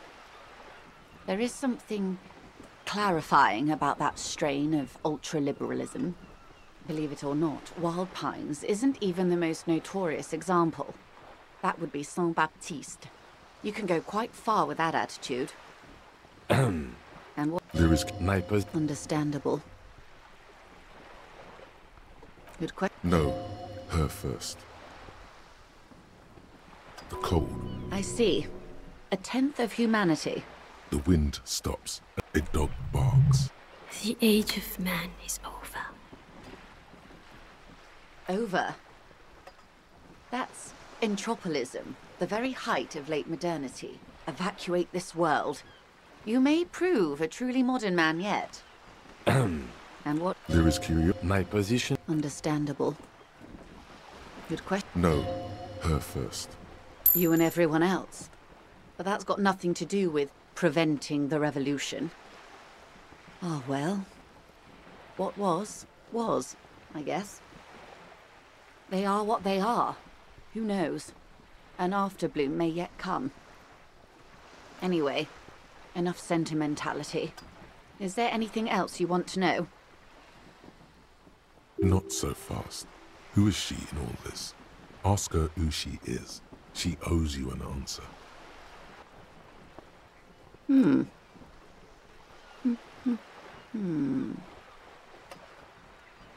She won't maneuver her way out of this one. I am the vilest of the vile. A traitor, a devourer of nations and infants. I am an ultra. She raises the corner of her mouth, smirking, revealing a canine. It's sharp. Yes. I am the nether creature of the Forbidden Swamp. I pushed the king under a shit wagon and betrayed the revolution. My kind surrendered the nation to financial colonists. I can see you thought we'd gone extinct. After all, no sane person identifies as an ultra-liberal anymore. Not in broad daylight. You're a man of the left, no? Tell me, now that I've uncoiled myself, are you repulsed? In her green eyes, you see a mixture of truth and self-satire. Decades of guilt and pride. Forgive her. But only because you like pearlescent teeth and those light green eyes. A devil, who being of great charm and guile, sneaketh into the homes of the godly. That dialect is Ubisunt. You recognize it a quote from somewhere. A play written way back in the Franco-Nigerian century. Beneath her waterproof raincoat and silk shirt is a body imbibed in numb 12 perfume. You are suddenly and intimately aware of it. Ah, maybe you remember more than you let on. despite whatever brain damage the alcohol may have inflicted. Steal, kill, and destroy. That they say we've been doing for over 4 decades now. Perhaps regrettably. I've had my fill for this century. In any case, I'm glad we can remain collegial despite my scaly bulk, and my perverse need to infiltrate and betray both kingdom and revolution. Honestly, I may have even preferred it, had the communards won. Who knows? They might really have built something better. But they didn't, because they lost. When the dust settled, the Liberals were the only ones left to clean up the mess. By virtue of their survival, they were handed enormous power to shape the future. This was all our last generation managed. With due respect to our overlords, the eternal caretaker government that keeps Martinez a monument to the efficacy of its artillery. An appropriate warning to those who'd cross the line and pull the city into madness once more. While a gentle wind sweeps the streets in the rebuilt east, light drizzle washing it clean, lights go up and motor carriages circulate the tracks. I would not have relinquished sovereignty to the Coalition. Not here in Martinez, and not in the Stella Maris or Delta Beachheads either. If not for my own sake. She realizes her small, cold fists are clenched. She loosens them. Then for my daughters. We had an obligation to defend our sovereignty. We should have burned the whole Isla down rather than let them have it. Dark orange flames reflect in her green eyes. An oil fire on the ocean. Perhaps. My intellectual vanity will be my undoing. You're no dummy yourself. And the crown on your head as you lay in the casket. Yes, I suppose I am. But I wouldn't be a patriot anywhere but here. Seditious talk, man. Yes. Whatever else I am, I'm also a mother. And a wife. Now, shall we return to reality? She won't maneuver her way out of this one. I am the vilest of the vile. I am an ultra. She raises the corner of her mouth, smirking, revealing a canine. It's sharp. An ultra-liberal. It's a type of liberal. From the revolution. It's, not the moderate kind. No, not like me. I am the nether creature of the Forbidden Swamp who pushed the king under a shit wagon and betrayed the revolution. Are you liberated enough to offer up your home on a plate for financial colonists? No, I think not. Tell me, now that I've uncoiled myself, do you find me frightening? In her green eyes you see a mixture of truth and self-satire. Decades of guilt and pride. Forgive her. But only because you like pearlescent teeth and those light green eyes. That's a pity.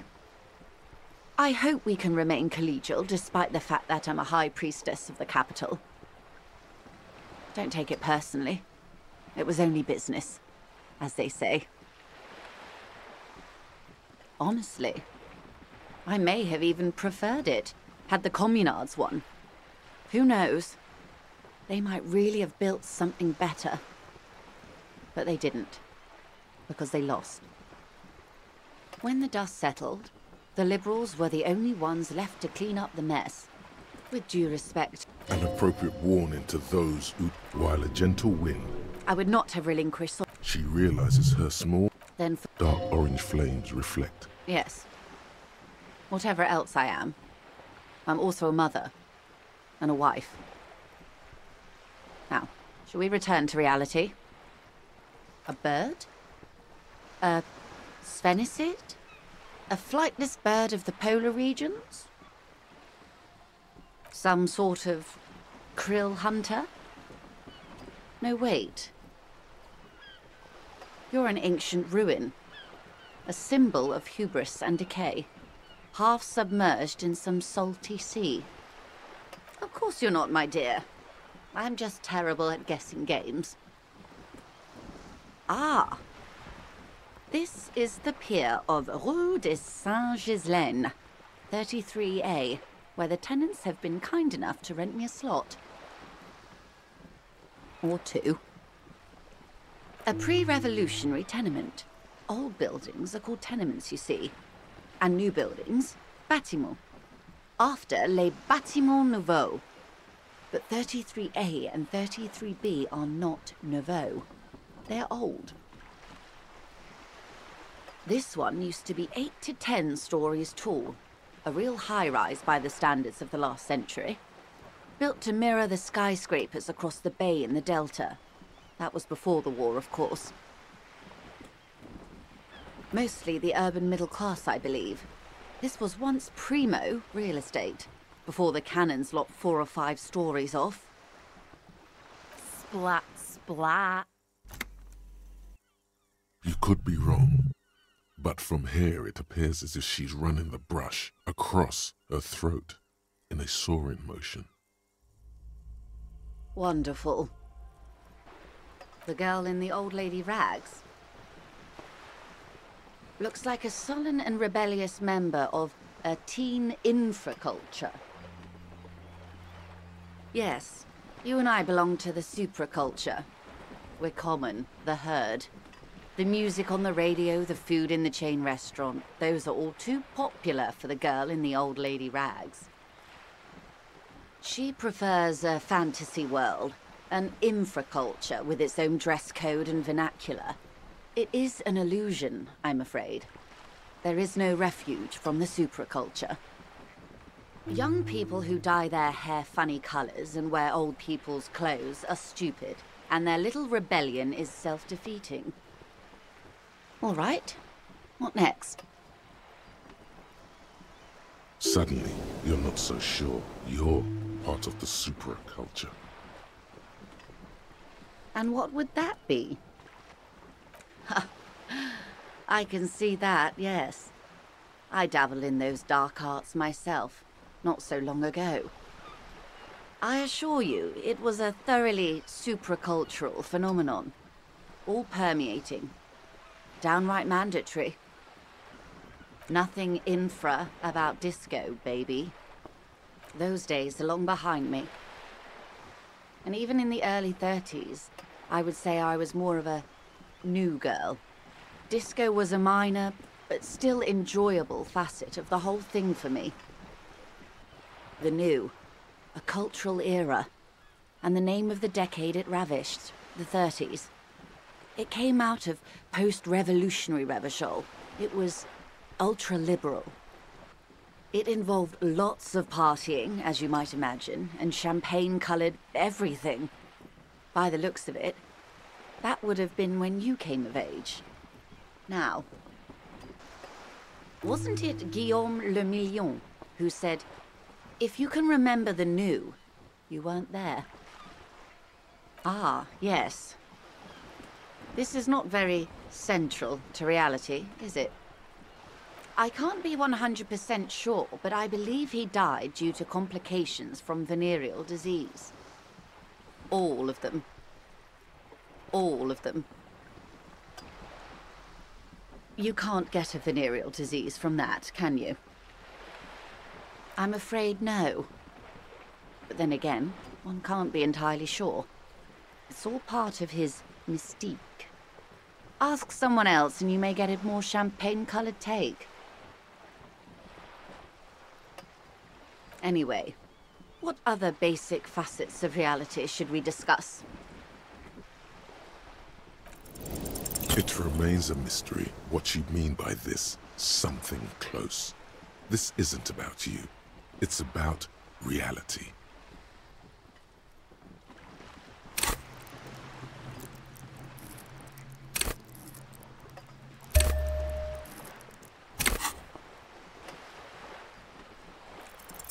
What is all of this? The scent, the sound, the air. What world? The only one, I suppose. The world of matter. And its pale antipode. The camera of her mind glides over the surface of the water. Great bodies of water. Forest-covered surfaces. Clusters of light where the cities lie. You've seen the montage.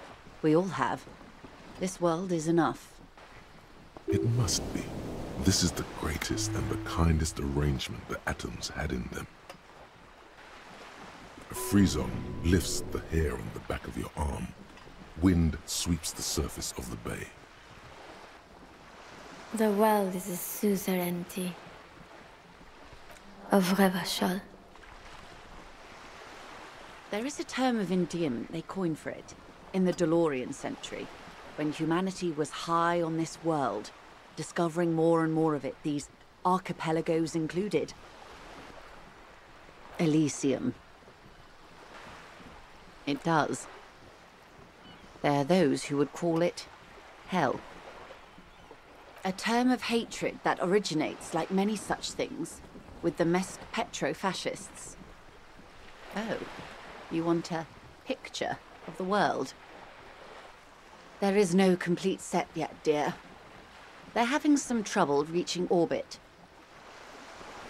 Great things are difficult to achieve. For now, we're viewing the world from the inside, sideways. We used to think it was a sphere, but that is beginning to look less and less likely by the day.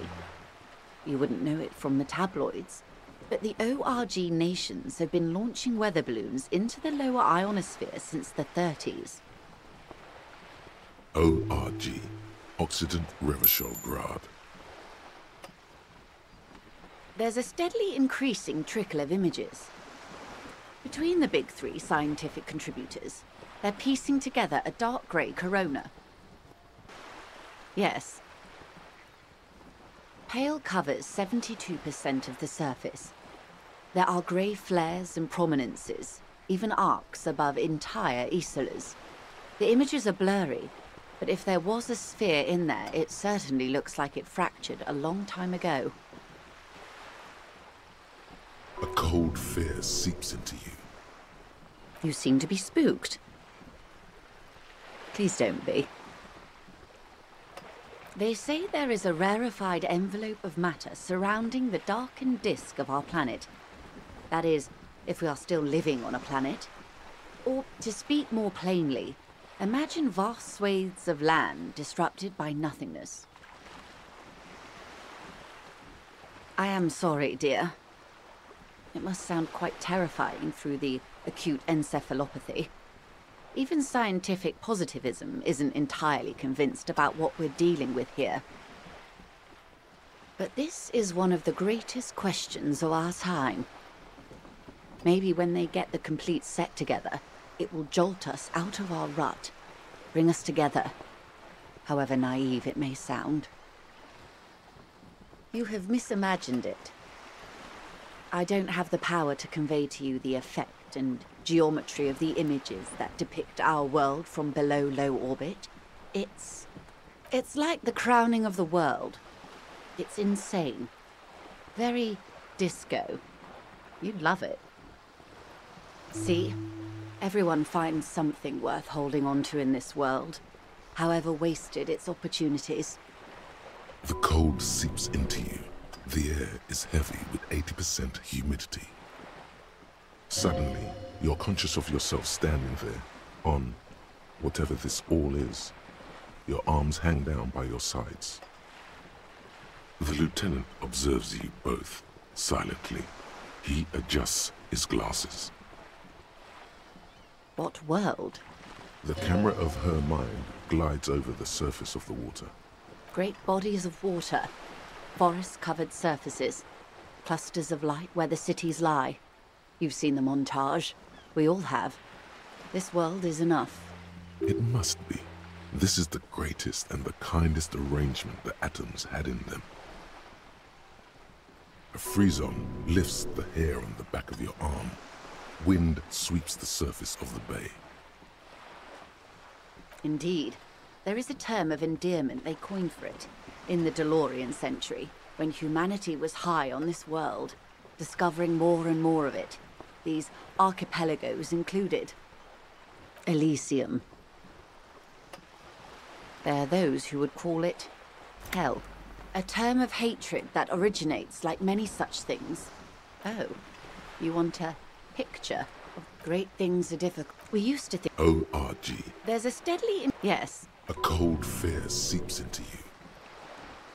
They say... I am sorry, dear, but this is one of the greatest questions of our time. Maybe when they get the complete set together, it will jolt us out of our rut, bring us together, however naive it may sound. I don't know about things of that scale. My expertise lies in nations and trade routes, one or several layers below everything. But yes, we'll be fine. Don't worry. She does not seem convinced that you'll be fine. If anything, she's realizing how deep your condition runs. You have misimagined it. I don't have the power to convey to you the... It's like the crowning of the world. It's insane. Very disco. You'd love it. See? Everyone finds... The cold seeps into you. Suddenly, you're conscious of yourself standing there, on whatever this all is.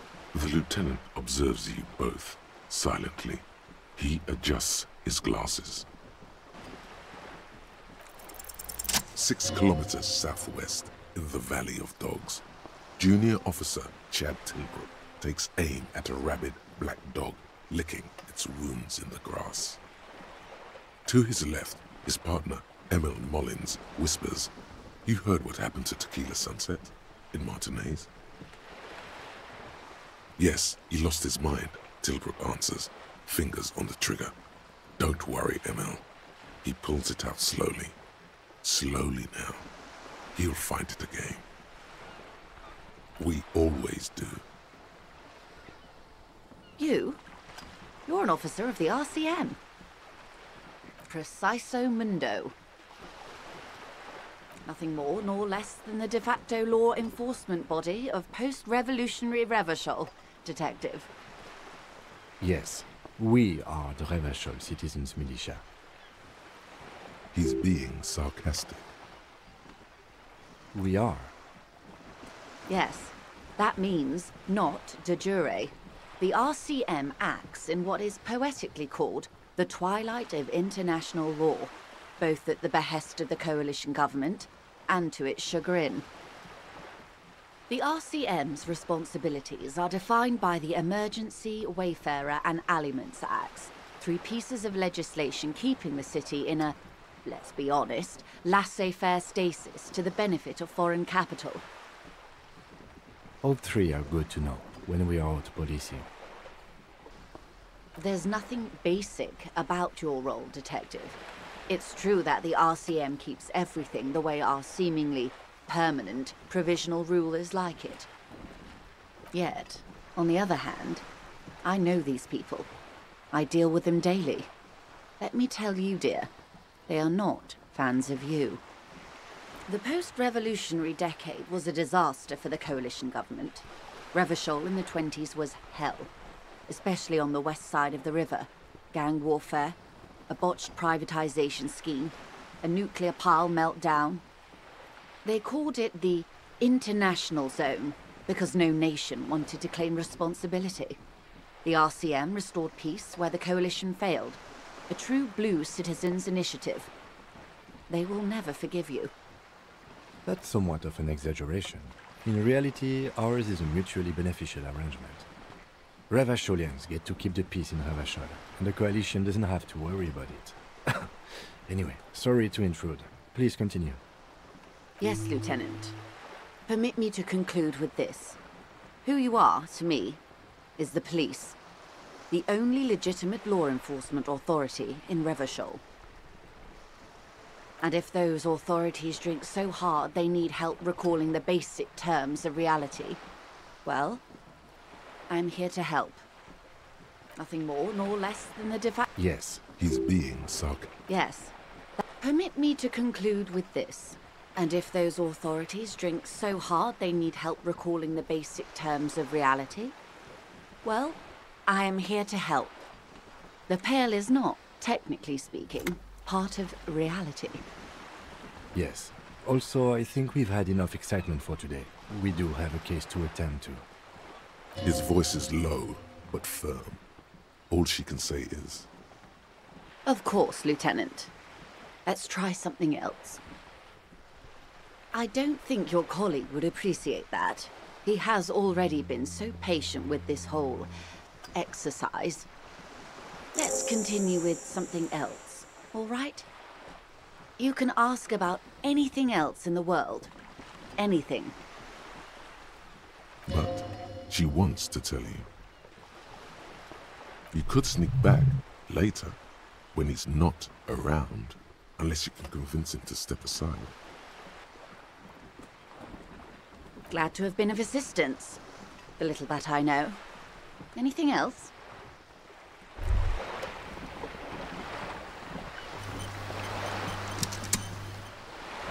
Tremble. The time is now. Ta'ola. Time for the show. For Ta'ola. The hallowed time of fear and disintegration. A countdown has begun. All will collapse on itself. The world will disappear into a single grain of blackness. All sound will be muted. All life will scream. Ulogu Theodos, Xeno Zausin, Ipoli Osidien, Echondes Fronisin. Monday morning, the moment you arrived in this reality, are the first crack in the sheer face of God. From you it will spread. Yes, you spoke the words of the Palindropos and the houses of Pericarnassus. Items, people, even words will tumble. All will lose its meaning in the coming years. That is why you marked yourself. It's totally also a coping mechanism. So you should be. The world island crumbles at your feet, and in the far plain, Palindropos. Perhaps, just a thought, this has something to do with the hangover. The face of the woman fractures. There will be herd killing. We all become vape. What's this? We're getting reports of normal, reasonable, temperate, political opinions somewhere in Martinez. Of course, a radical centrist. In these bright and loud times where 1,000 frequencies drown one another out, sober thinking is a radical act. It's time to become a citizen of the kingdom of conscience. It is not a place. It is a moment in time that can only arise in the right circumstances. In all of human history, it's only been achieved a handful of times. Incrementally. Yawn, you'd get there faster with a little speed. Speaking of, when are you going to get on that, bub? History's greatest catastrophes have been brought about by people trying to make the world a better place. Too quickly. That's the genius of Dolores Day. She recognized that progress is meaningless if its gains are lost because of instability. Real, lasting change can only come about gradually, increment by increment. Tisk tisk, just because you live in the present doesn't mean you have the right to place your needs above the needs of the future. You may never live to see the kingdom of conscience. Your children may not. Even your grandchildren might not. But that's no excuse not to keep working. What rationality? What sang-froid? What benevolence? What a fucking joke. Do you believe the status quo is preferable to chaos and bloodshed? There you have it. Sometimes holding the line is progress. The kingdom is difficult to comprehend, and even more difficult to describe. Partly because humanity will need to discard many of the categories that define and limit it today. The kingdom of conscience is post-capitalist, post-national. It's also post-industrial, post-ideological, and even post-sexual. Slow down, Mr. Reasonable. Did you miss the part about compromising and taking things slow? That's right. Remember, real democracy is just around the corner for Revachol. When that real democracy kicks in, a long time from now, we are all going to be so much happier. A sturdy metal door guards the southwest entrance to the apartment building. It's locked. The door rattles against your knuckles, but there's no response. The door rattles again, but this time you hear an elderly woman's voice calling out from inside. Stop banging on the door! I'm not letting any more strangers inside. Ha! The police? Everyone knows the police don't come round here. No, I already told you. I won't be responsible for any more strangers getting into the building. Go check the backyard door. Maybe someone there will. Backyard door? There must be another entrance to the east. Madame, I assure you, we are real police officers. There is no reply. Just faint, sweeping sounds inside. This is a wall on the side of an apartment building. Blank, conveying nothing. Because this is no ordinary wall, it is sublime. Look at it.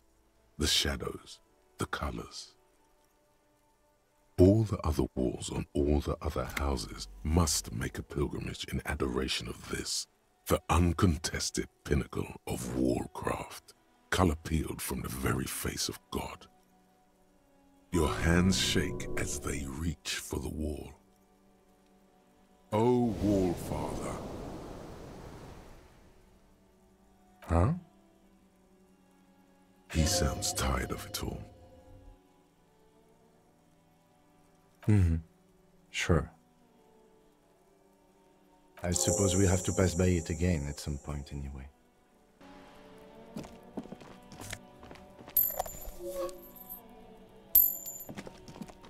Are you trying to sneak up on me? Come to slit my throat in my sleep? Apparently, she doesn't like people standing behind her back. Logic error. She is not sleeping right now. Pig's come to take me out, trying to snuff me out. If anything, you're afraid she'll take you out one day. Then why are you sneaking up on me like that? It's not a good idea to scare me, pig. Not a good idea at all. You see a young man on a balcony nursing a cigarette. His eyes have been following you for a while. Not looking for any trouble, officer. It's the voice of someone who has something to hide, my liege. I don't want to be seen talking to the gendarmerie if that's okay. I just want to finish my cigarette. It's the god of cigarettes and youth. Ask him if he's got anything to spare. Don't let him go. This could be your witness. The balcony has a great view of the whole thing. Apologies, but this is my last one. The god himself has denied you absolution. Absolution? I don't know that brand, but I'm pretty sure you can get Astras at the Frit. I'm not sure that's a good idea. I'm not throwing anything. There's no way you'd catch that cigarette anyway.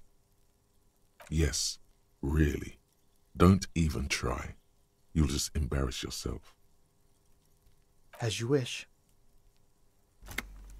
Is it really that important? Like a nervous cat, he keeps stealing looks at the neighboring windows. All right, but make it quick. Once I finish this cigarette, I have to run. By God, this young man has the body of a decathlete. His lithe form was practically made for vaulting over the high bar. Occasionally. Why? No, I just like to look good. Trust me, I'm not a team player.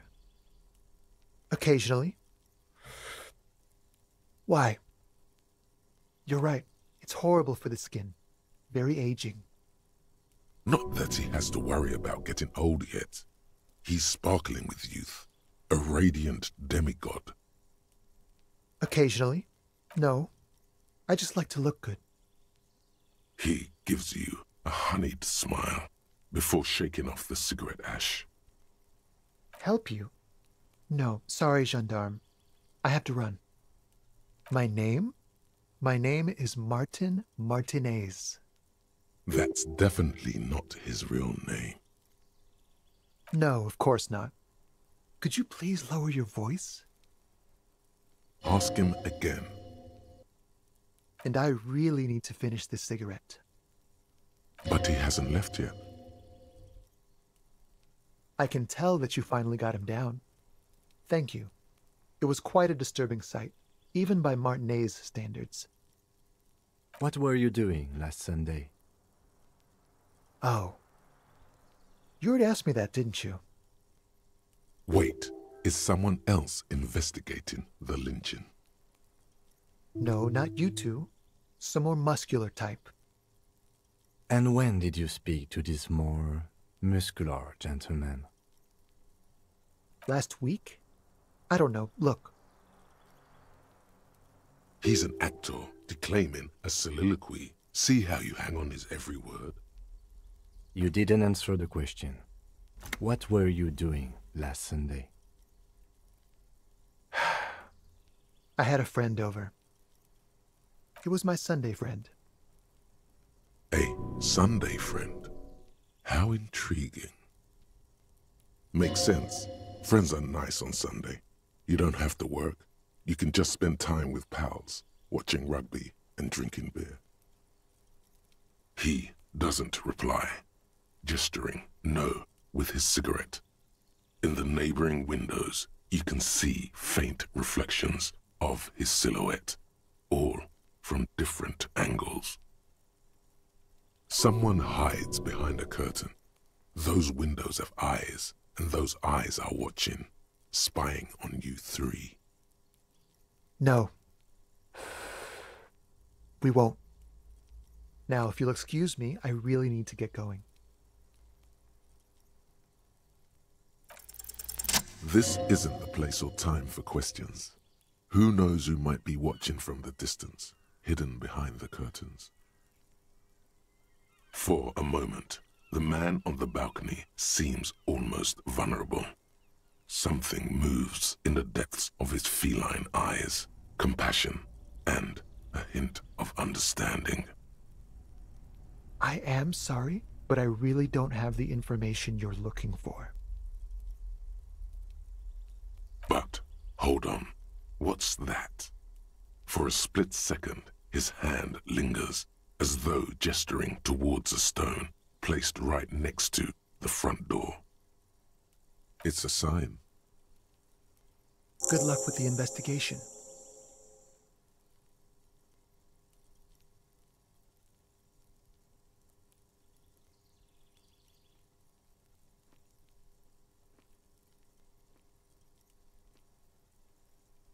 He's gone. No point in running. Tenements like these often have multiple exits. If he doesn't want to talk to us, then he'll know how to hide himself. He could be a witness. Him or his Sunday friend.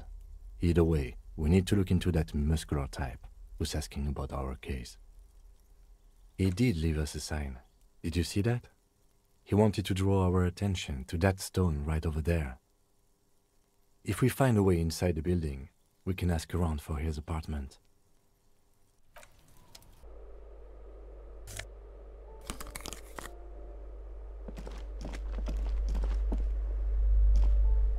A shabby door hangs oddly on its hinges, secured to the doorframe with a safety chain. An unpaid energy bill is attached, threatening to cut off the electricity. It's addressed to Mr. Uno Doroita. Your heartbeat quickens, palms go sweaty. The siren of amphetamine is singing you her song. And the place comes with 3 months' worth of utility bills. No response. The apartment numbers have fallen off the door, leaving the panel with a sticky 1 shaped shadow and a marker drawn 2. Nothing happens. It must be an ambush. Let's get your adrenaline pumping, just in case. You'll need to equip the chain cutters to enter. Snip right through the metal. Like a goddamn maniac, you rip the chain off the door. The links lie on the floor, scattered. Don't let the quiet fool you. The beast is in there somewhere, ready to rip you to shreds with a broken bottle. I know there's no stopping you, but let's at least make this quick.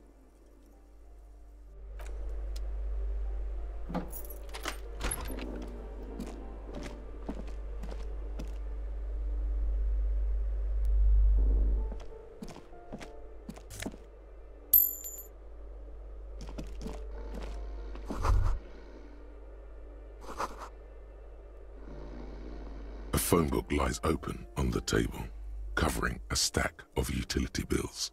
Right next to it, in plain sight, sits a small bottle of amphetamine, conveniently equipped with a straw. Score, it's right there, baby. Today's your lucky day. You could slip the bottle right into your pocket. The lieutenant wouldn't even notice. You pocket the bottle as if it were the most natural thing in the world. Don't wait. Celebrate. Blast that shit right here. Take inventory of it once this boring table shit is done. Blast it before you face the beast, Deruita. You're going to need the encouragement. A bundle of clothes heaped on the bed, a stained parka, some towels and a duvet, some socks even. In the dark, it looks like a nest. Something underneath there is breathing. It doesn't give a shit that you're a cop. Stop your hand now, or you're gonna die. It's not too late. No one's going to blame you for backing out. You don't have to do this. Just get out. Your hand touches a greasy duvet covered in cigarette burns and ketchup stains. You hear a growl. There is something alive underneath it. It's deep, in suffering somehow. You see a 60-year-old, fat, red-headed man passed out from large amounts of alcohol, and God knows what else. The smell of shit rises from his mouth. You don't have to take him down. He's already down. I'm afraid it is. Look, it moves. And look, the other foot is camouflaged by a striped sock bearing the name Max Tor on the sole. 3 toes are poking out of a hole. Max Tor is a gas company. He's wearing free socks from a gas company. They probably came with the bills. A groan rises from the man's throat, dry like a death rattle. He's trying to say something in his sleep. The bear is trying to wake up. Well, judging by the color of his hair, I would say yes, it is. The lieutenant's right. The man's unwashed hair bears a familiar ginger tone. Even the hair on his chest is coppery. The light from the window falls into his half-open eyes. Nocturnal lagophthalmos The likelihood of falling asleep with partially open eyelids rises after stimulant use and heavy drinking. There's still plenty to be scared of here, just not what you thought. I think he's still quite bad. I mean, what he has come to. This man won't be feeding his family anytime soon. Not that he was, but at least he won't be beating his son. A pair of half-open bug eyes is staring back at you from the dark, empty, and frozen. It's clear that the person behind them is not awake. His half-open eyes give him the look of a dead man, but he is in there and not enjoying himself.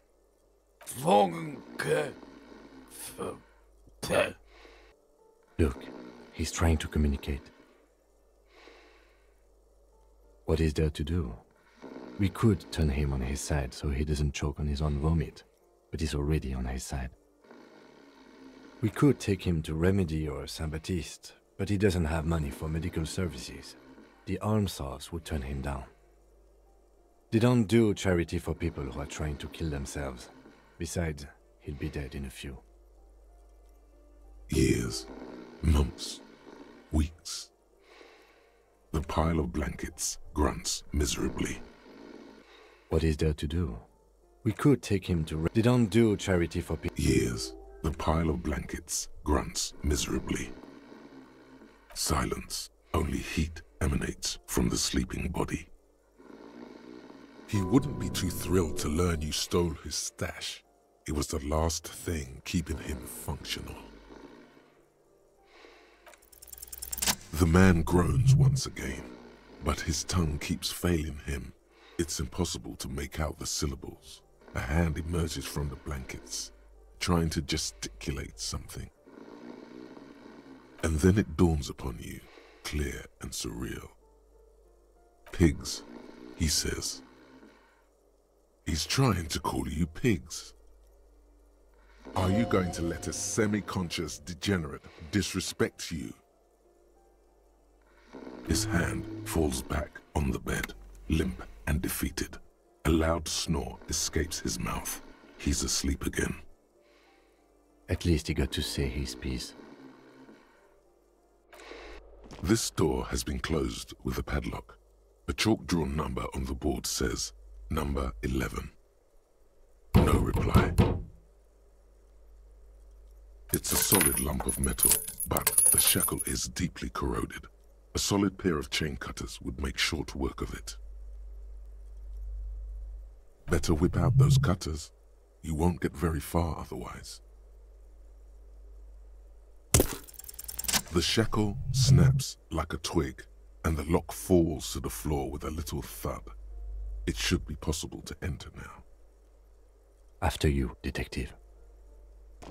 A plaster cast bust depicts a middle-aged man with impressive sideburns. The name on the plinth reads Kraz Mazov. Kraz Mazov, nom de guerre, was an economist and a theoretical historian. He was a leading figure in the Grad side of the turn-of-the-century revolution, where he headed the 9-day government. Mazov is considered the father of scientific communism, Mazovian thought, or Mazovianism. Whoever lives here definitely shares your enthusiasm. There aren't many communists around, not after the revolution. Some youth still keep the ideology going, it seems. The White Star, the photos on the wall. I think we have broken into the apartment of a young communard. How fitting. I suspect that's exactly what they are trying to do. There aren't many communists around, not after the revolution. Some youth still keep the ideology going, it seems. He was definitely controversial. The tenant here seems to like him. There aren't many communists around, not after the revolution. The lieutenant raises a brow. Thank you for sharing this wonderful opinion on human sexuality. There aren't many communists around, not after the revolution. Some youth still keep the ideology going, it seems. You hear someone walking around inside. rearranging the furniture. The number on the panel says 10. The walking stops abruptly, but no one comes to the door. You can feel tension on the other side. Sounded like a woman's shoes. A poor communard from the looks of it. The room is barely bigger than a closet. Do I have to open the door? Do you have a warrant? I'm not obligated to open the door if you don't have a warrant. Let's go. We don't have a reason to get inside that apartment. Later then, entering this door seems a physical challenge. It's generally easier to do things if you have literally any reason. Give me a moment. The cold never does any good for my bronchitis. This woman's health is failing her. There's not much to do. Not in this damp. I'm fine. Fine. Don't you worry about me. You're still worried. It's very worrying. Now, what do you want from me, policeman? She's the cleaning lady. She knows the floor plan and the residence. I'm no one. Just an old woman who cleans these hallways. If you can call it living. I have a little room upstairs right next to the coal room. It's barely bigger than a closet, but I don't complain, no. I have my bed and my aching bones to keep me company, and that's all I need from this world. And all she gets, too. The coastal wind beats down hard on the coal room door outside. Splashes of waves make the balcony slippery. She hasn't spoken to anyone for a while. Even her sentences feel rusty. Yes, I know who you mean. The scrawny boy who's always smoking like the devil, right? Somewhere in the building, a child starts crying. You hear a radio tuned to a talk show and someone taking a shower. What's he in trouble for? Talk?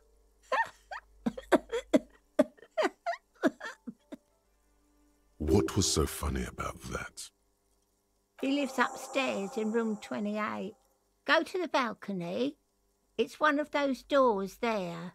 He's usually home in the evening. Thank you. We should go check out his apartment on the balcony. See if he's home. Ask away, policeman. No one lives there. It's been empty for months. Impossible. I would know if someone had moved in there. Maybe it's those countercultural people again, breaking into a house like it's a public space. You're a policeman. Be good and take a look, will you? Great. Young people. They're worse than rats. You know, always littering the hallways with trinkets and empty beer cans.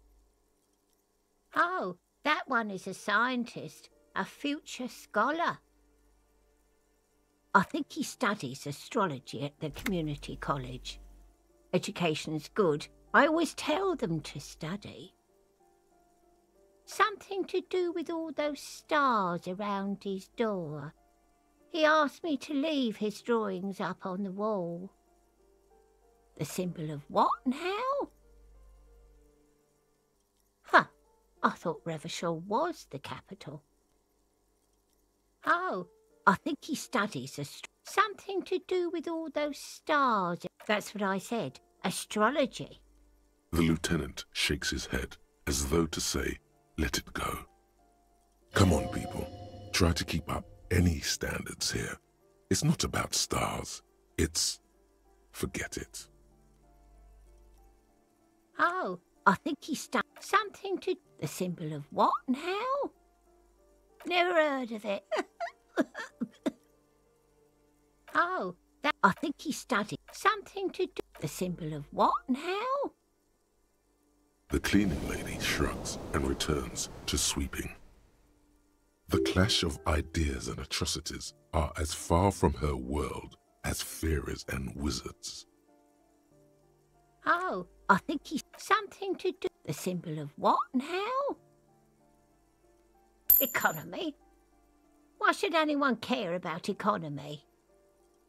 Oh, I think he's something. The symbol of what and how? I don't believe in equality. Never seen it work. Oh, I think he's something. The symbol of what and how? Ah. All I know about politics is that it's brought us more harm than good. I don't want to talk about Deweeters. Addicts, all of them. And sometimes I hear them screaming. They don't like me cleaning behind their door. Think I'm listening in on their fights. So she doesn't. Not after that one time. There's a that one time here. It didn't get physical. She heard something she doesn't want to hear again. We saw unpaid utility bills. Aren't they going to be evicted? No one likes them in this building. It's only because of the kids they haven't been thrown out. I don't like talking about those people. She mumbles some kind of a response, then hacks something into her handkerchief. A shift in temperature.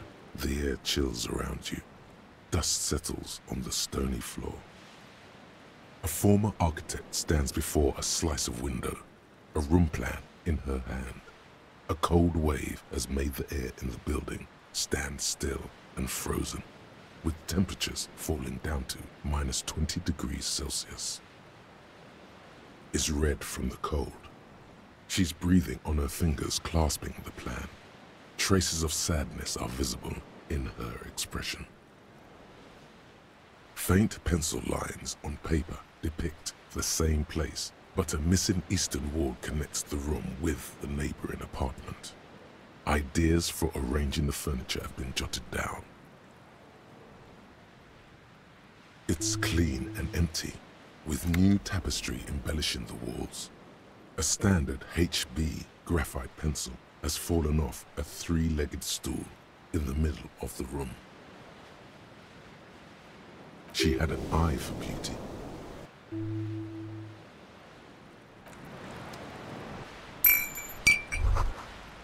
What happened here?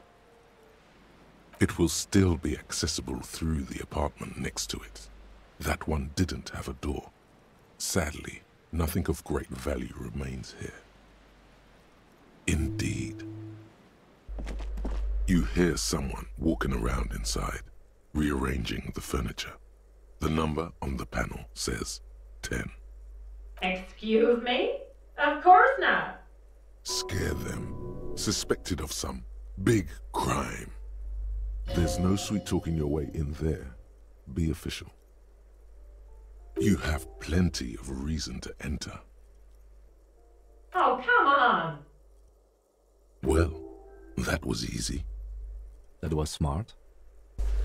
Satisfied? My name is Marielle Charpentier, and I'm an agent with Martinez Realty Associates. I am not breaking in, as I have every right to be here. The keys, see? Boy, there are a lot of different keys there. More than 20 at least. Her voice is really cheerful, despite her obviously hating you. Do you want to see my ID as well? You can't legally ask for it, but why not? Want to see my residence permit too? It feels flimsy in hand, with the words Revachol Zone of Control written under a nondescript municipal logo. There's a picture of her with shorter hair inside, along with all her personal details. Be friendly. Thank you. Do you have any questions? I need to be back in Midtown in an hour. I need to get it ready for the next lease, but as you can see, the previous tenant completely trashed the place. It was some kind of a moribund old man who used to be a business owner. You'd think they'd make rent. A sudden serious look crosses her face. This story didn't have a happy ending. But that was months ago. Anyway, was there anything you wanted, or is that it? I'm in a hurry. I need to get it ready for the... It was some kind... A sudden... But that was months ago. Ha! Sounds like you've spent too much time undercover in some rock band. It's not a compliment. It was some kind... A sudden serious... But that was months ago. Oh, that's another huge mess. The former tenant owes us 3 months of rent. 3. We closed the apartment and planned on auctioning off the valuables, but... And again, I have no idea how stupid mistakes like this can even happen. But Ron, when he came to close the door, didn't close the neighboring door. And there's a hole in the wall. So preppy. She's probably on some low-grade performance enhancers, like Peptide or Pericanine. A hole in the wall. Can you believe it? And then the tenant ran off with his stuff. He's gone. The money's gone. Just like that. The sum must have been puny. Oh, it irks her. The incompetence. Well, it does not disappear from my hands. No, I don't let it. These apartments are perfectly fine. They have gorgeous architecture, a million-real view of the bay, good ventilation, neighbors, life, spark, and they are affordable. I'll tell you, Martinez has a future. In a few years, it's going to blossom with artists and creatives and those radio computer wizards. The radio computer wizards are invested with magical economic powers.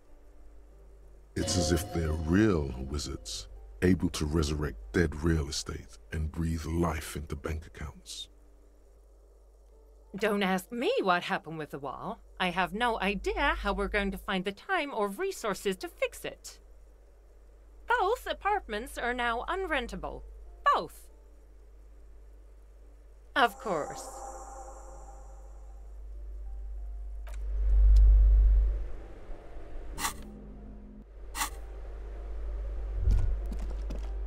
Master Investigator, you just can't keep yourself away from locked and hidden places, can you? Nothing. You're right. Get in there. Deep. Invade every personal space. Break every lock. Yes, that's what it is. A quick peek here. A short glance there. It's all quite delectable.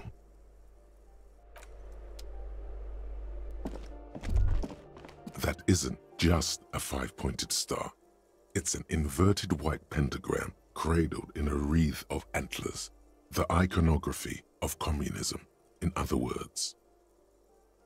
The star and antlers was developed in the 6th decade of the last century and quickly adopted by Mazov and the communards during the revolution.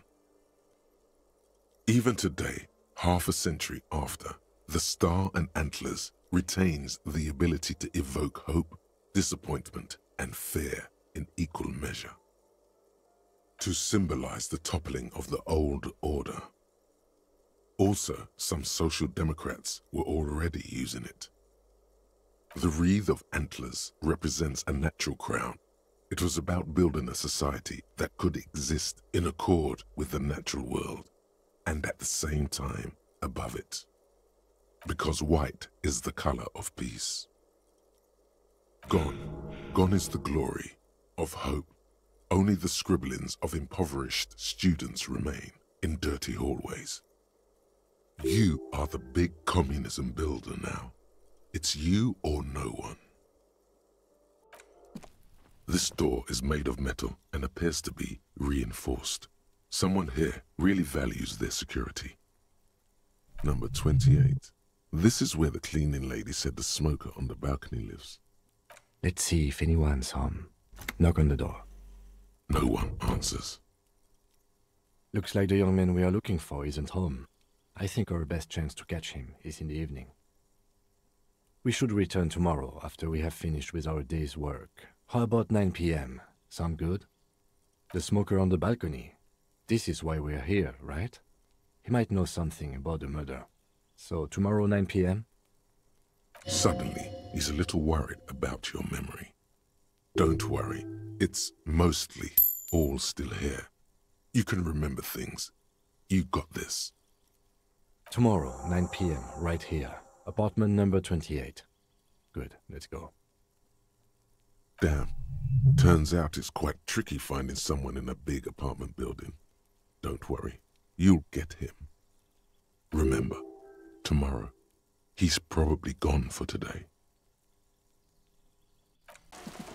Hello, sir. Step right in. The store is open. Are you interested in a new and exciting book? It's a bookstore, sir. We sell books, postcards, and some board games. It's called Crime, Romance, and Biographies of Famous People. Books? Postcards? Easy. Even a kid would know all of this. Yes, that's exactly it. You got it, sir. What about board games?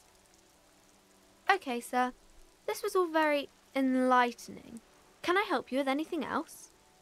Okay, sir. I'll try to answer any questions you have. I hope they're about books. My name is Annette, sir.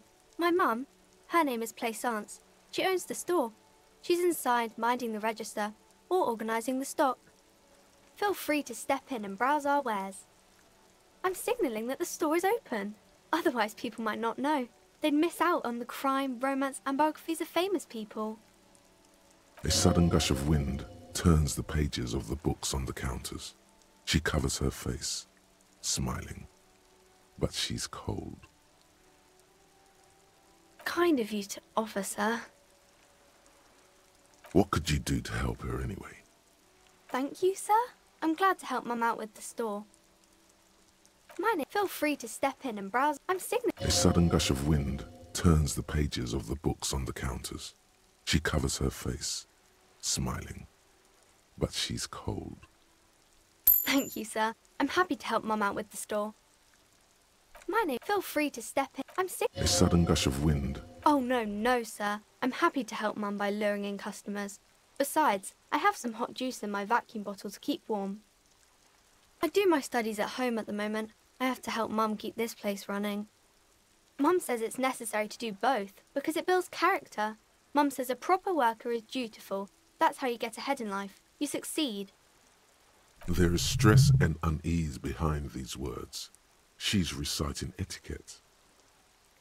Mum says it's peachy. She was a little afraid at first. There's talk about this house being cursed. Behind her, the window has been boarded up.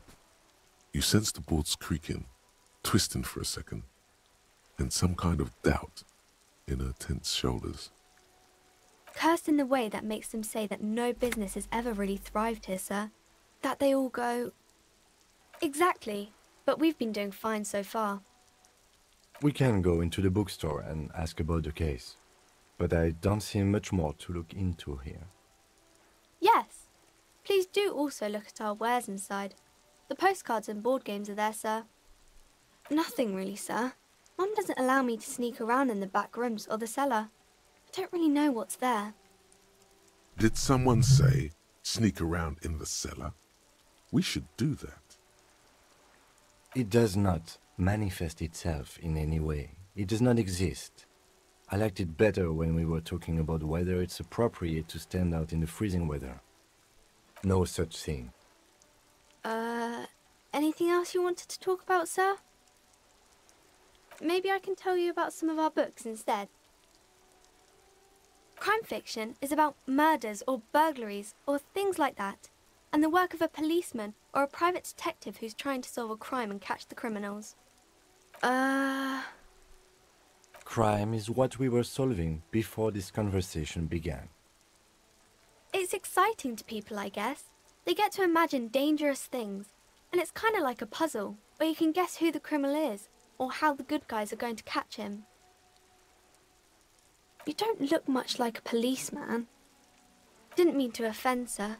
Sorry, sir. It's just that you don't look like Dick Mullen. What's that mean?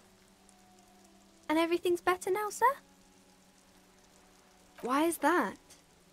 Sir, please, sir, don't say things like that. You look nice enough. Don't be sad, sir. I'm sorry I said that thing about Dick Mullen. Head, yes. No, it's your soul. Your blue soul. No, your resilience. No, your mind. Not head, child. Heads. I'm not sure I understand. If you say so, sir. He's just a fictional character. He's no match for your soul. Maybe you can show me some real police work, sir. Like in the books. Crime fiction is about murders or burglaries or, Crime is what we were so... It's exciting to people. You don't look much like a police... Didn't mean to offend, sir. Sorry, sir. It's just that you don't look like Dick Mullen. She looks at Dick Mullen, frowning.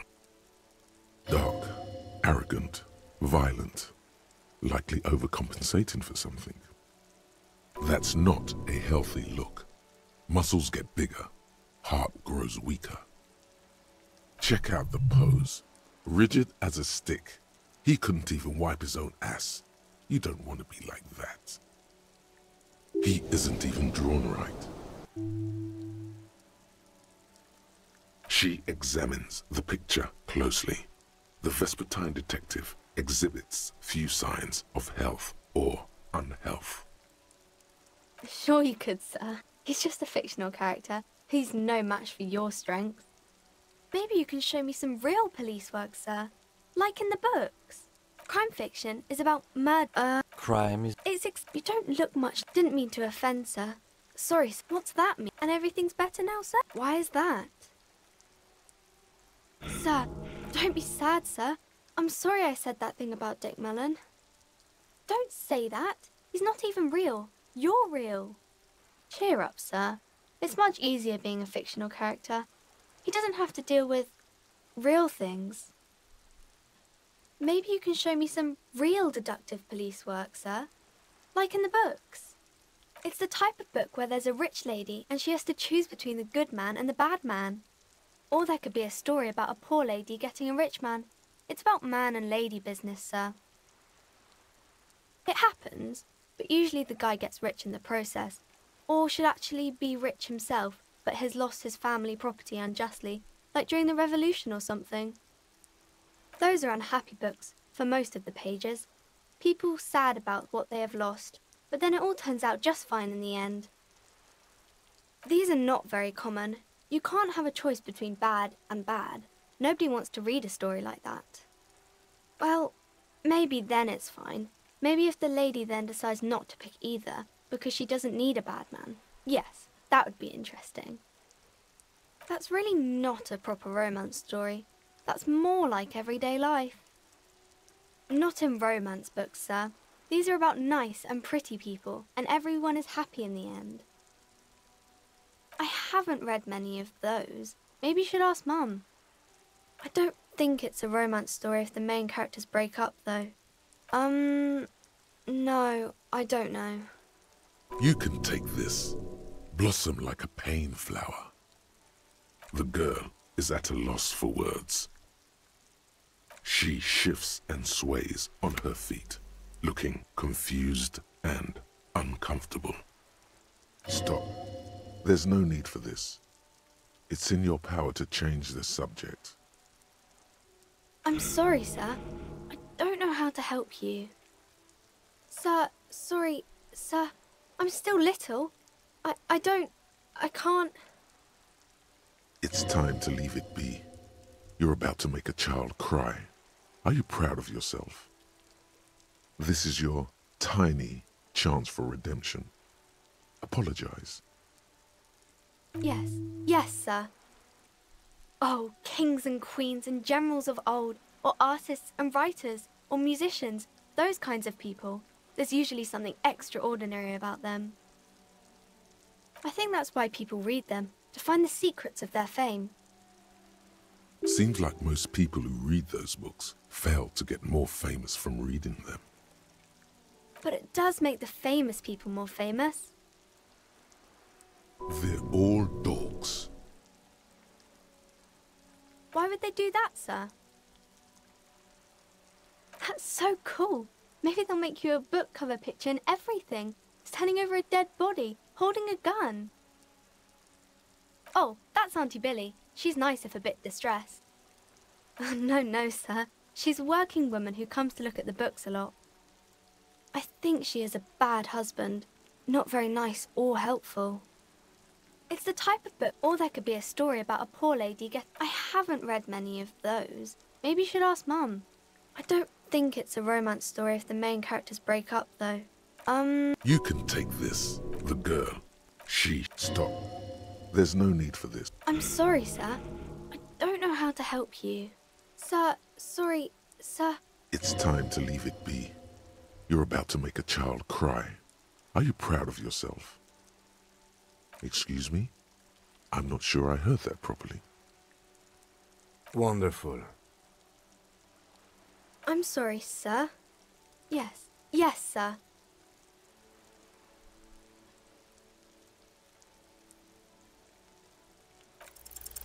The girl keeps her hands folded, hidden. Why is that? What do you mean, sir? She knows where this is going. She looks around anxiously. Her hands remain folded in front of her. She doesn't want to show them. The lieutenant stands by, looking at the two of you with little interest. A facade of true professionalism. He is far more intrigued by the situation than his poise reveals. She brings out her reddened hands, her nails frayed, nearly chewed down to the flesh. And you knew this from me keeping my hands folded? Well, that proves nothing. Anyone could do an easy deduction like that. She actually is impressed. This is more like a defensive reflex. She nods, half provocative, half enthusiastic. Maybe so, sir. Okay, I know it's a bad habit, and I shouldn't. It was okay, sir. There's more that can be achieved here. Ask her to do the same. You're quite sober. The lieutenant does not flinch at the comment. He does not flinch even a single bit. He is intensely not flinching. It takes effort. Because you usually aren't. I'm sorry, sir. I hope things get better soon. There she stands, swaying on her feet, assaulted by the early spring breeze. She smiles at you. The whole situation suddenly feels familiar, somehow. There's something you're missing.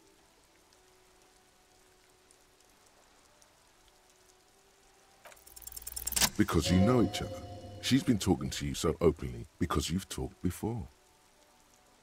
Yes, I stand in this spot all the time. You've been running around all week without your shirt on, sir, apologising to everyone. I don't really understand what you've done wrong. Of course, you've stopped by a few times. You certainly look better than the last time I saw you. Yeah, but you don't have party eyes anymore. Party eyes. Yes, of course. That makes sense. I'm not surprised children have seen you running around with party eyes on, he thinks. Not at all. You know, like a cat in the dark, all big and wide-eyed. It certainly looks odd on a man. The swiveling eyes of a loony drug addict. That is what she meant. You were probably gurning too. Fuck yeah. You should get some party eyes right now. Snap those sequins on you, boy. Oh, baby, that's not what you have to worry about. Worry about the important thing. I didn't know I had to do that. I guess we can change the subject, sir. I didn't mean to bring you down.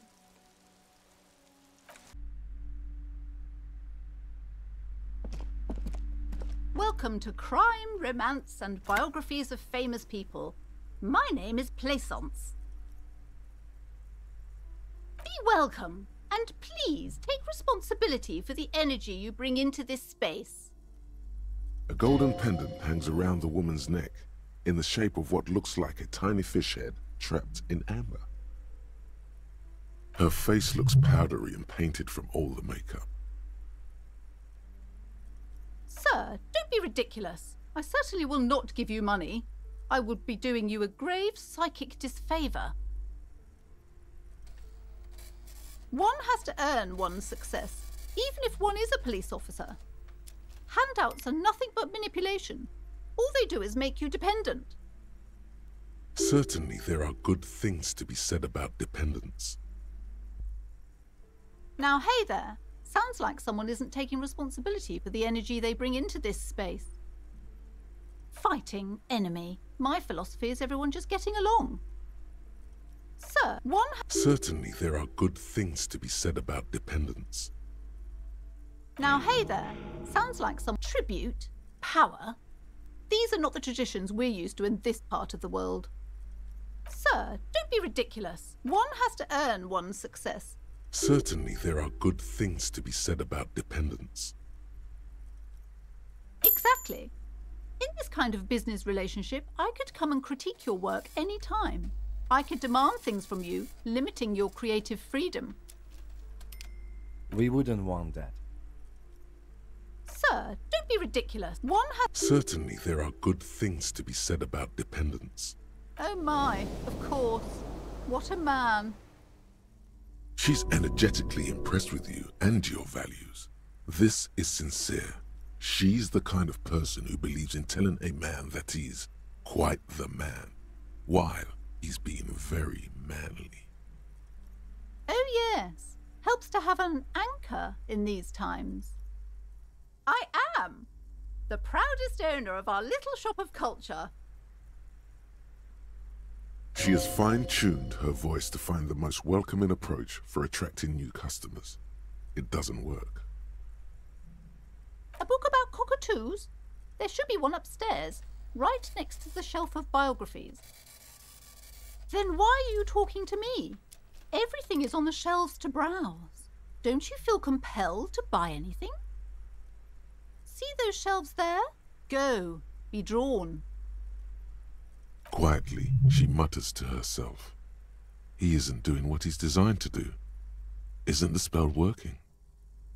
Huh? Nothing. No one's cast any spells of compulsion to draw in customers. What a silly idea. Everything is on the shelves. Take a look yourself. The shelves compel you, don't they? She's attempting to mentally direct you towards the shelves. She only wants you to buy the goods. She doesn't care about the books. Truth be told, not really. My sister brings in most of the goods. I'm sure it's all very literary stuff with well-written prose.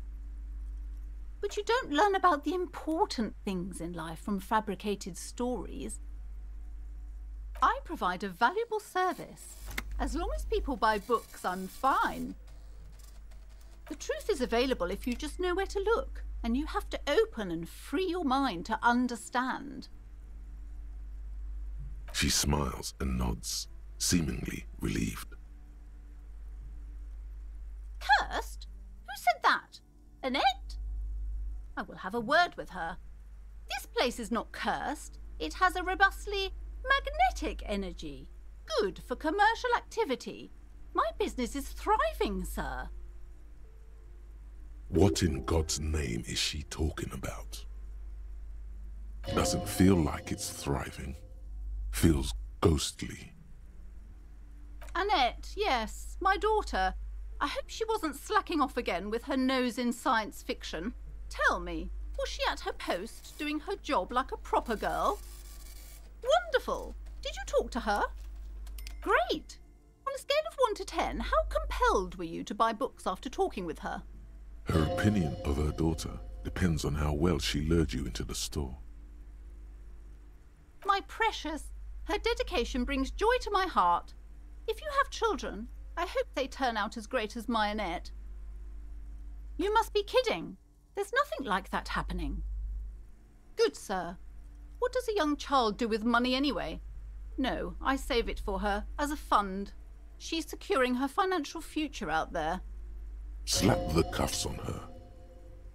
Such criminal behavior would not happen in more developed countries. Those countries will realize they've raised a lazy and spoiled generation. Are we done with the jokes now? Yes, we've had quite enough fun here. Right. You must be good, sir. Slap the cuffs on her. Such criminal behavior would not happen in more developed countries. Oh, of course, officer. Good work. Are we done with the jokes now? Yes, we've had quite enough fun here. Right. You good. Slap the such criminal behavior. Indeed. Are we done with the jokes now? Yes, we've had quite enough fun here. Right.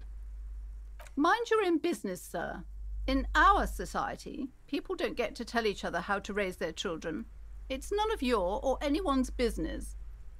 Denial is the way she copes with criticism. God, I've told her not to do that. It's disgusting. And I told you to mind your own business. Clearly, you have no idea how hard it is to raise a girl in this economy. This economy is a mysterious force, like cosmic weather, mysterious and harsh. She can, if she has enough willpower. This is what's called growing pains. Life isn't easy. Life doesn't give breaks. Come on, ma'am. It's obvious she can't do anything about it. You are placing an unnecessary burden on a young child. She stands stiff and severe, silently fuming. 10 or so seconds pass without change. This is a person coming to terms with a new reality, one where they are wrong. It's not easy. She's looking for one, but there simply aren't any good arguments for being an asshole. Oh no. Hold on. I need to invite her inside and apologize. She must be freezing out there. There. I don't know what to say to you. My husband, he tries to teach me business lessons. I have what my mother called a dull mind. All this stress. It sounds like both the husband and the mother treat her the way she treats Annette. Oh, well, my mother was horrible, of course. Absolutely perverse energies around that person. But my husband... My husband is completely different, of course. Yes, my husband is a successful entrepreneur east of the river. If only he were more involved in the business we're running up here. No matter. Soon we'll both be off for Grand Couronne. It's a proper place to live. One of the most peaceful neighbourhoods east of Jamrock. You may know it for its massive housing projects. Your head feels light and dizzy. A cold breeze caresses your flesh. Monstrous buildings loom over Grand Couronne. A cold wind howls in the empty halls of homes built upon delusions. There is no life in Grand Couronne. No one can afford to live there. Most of the buildings are empty at the moment. It's a great opportunity to get ahead of the crowds. Better times ahead for sure. He made the initial investment. Since then, he's been what you might call a silent partner. Super silent. Almost inaudibly so. Yes, I'm afraid so. A real treat she is. It would be nice if she had... No, we couldn't have afforded more children, really. Not in this economy. A glimmer of sadness blinks through the well-crafted exterior. We're quite busy people, you know, my husband and I. Quite busy. Children are a lot of work. You don't look like a father, so I don't expect you to understand. I'm sorry. I'm sure you do understand. She's been too busy helping me here, so she studied at home this trimester. This is a temporary solution, of course. I assure you, I of all people understand the importance of education. She will be back in school the moment the store takes off. And hell freezes over? Never mind. It's not a good topic to get into. The woman looks aloof. Her features much softer. Occasionally she glances at her daughter's silhouette.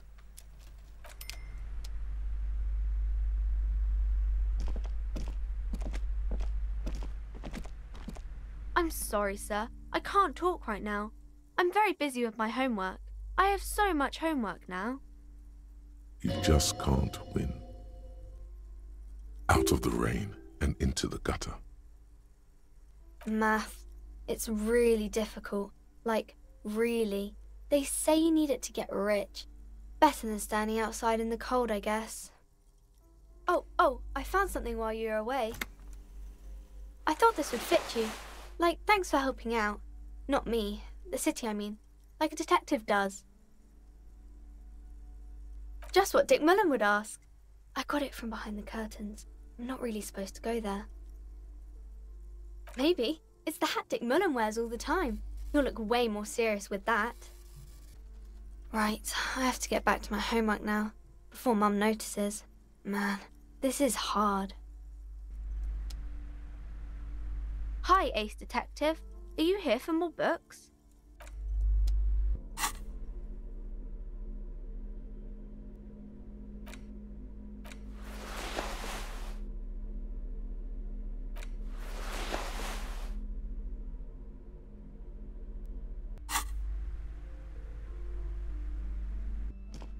The display rack is brimming with worn paperbacks featuring an extremely muscular, sword-wielding barbarian on the cover.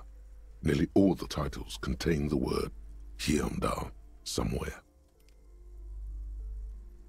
This is entirely, completely you.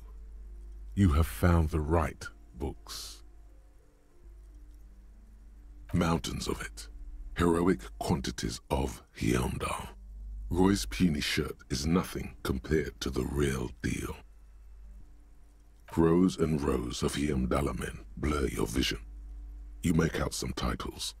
Man from Heimdall and the Mammoth Riders. Man from Heimdall, Return to Heimdall. And the solipsistic Man from Heimdall and the Heimdall Man. Maybe 100? Man from Heimdall and the sages at the end of the world. Man from Heimdall and the false god. Man from Heimdall and the scorched earth. Man from Heimdall, the Heimdall colonies. Man from Heimdall and the swamp beast. Man from Heimdall and the snow crabs. Those snow crabs are worse than they sound. Not even close. Man from Heimdall in hell. Man from Heimdall and the forest of slaves. Man from Heimdall under the lake. Man from Heimdall, Heimdall burning. There's even The Trial of Death, a pastoral combat game book set in the world of Heimdall Man, and so much more. A twinge at the back of your head makes you flinch. Your eye starts twitching. Your hand reaches toward a book with glossy cover art of the very muscular Man from Heimdall in chains, kneeling in front of a staircase leading to a throne. A woman sits on the throne, leering at the man. She's laughing at him, belittling him. Between the throne and the Heimdall Man lies a bonfire, casting shadows on the wall. The shadow of the woman's headdress looks like a pair of devil horns. The title reads, Man from Heimdall and the Devil Woman. Especially those leering types who seem to wear nothing but an armored bikini. There's also some sort of a snake lizard beast slithering around her abdomen, chest, shoulder region. It's symbolic of vice and sin. The display rack before you is burdened under piles of Man from Heimdall novels. It is a bestseller for a reason. Rows and rows of Heimdall men blur your vision. Maybe those snow crabs are worse. Not even close. Man from Heimdall.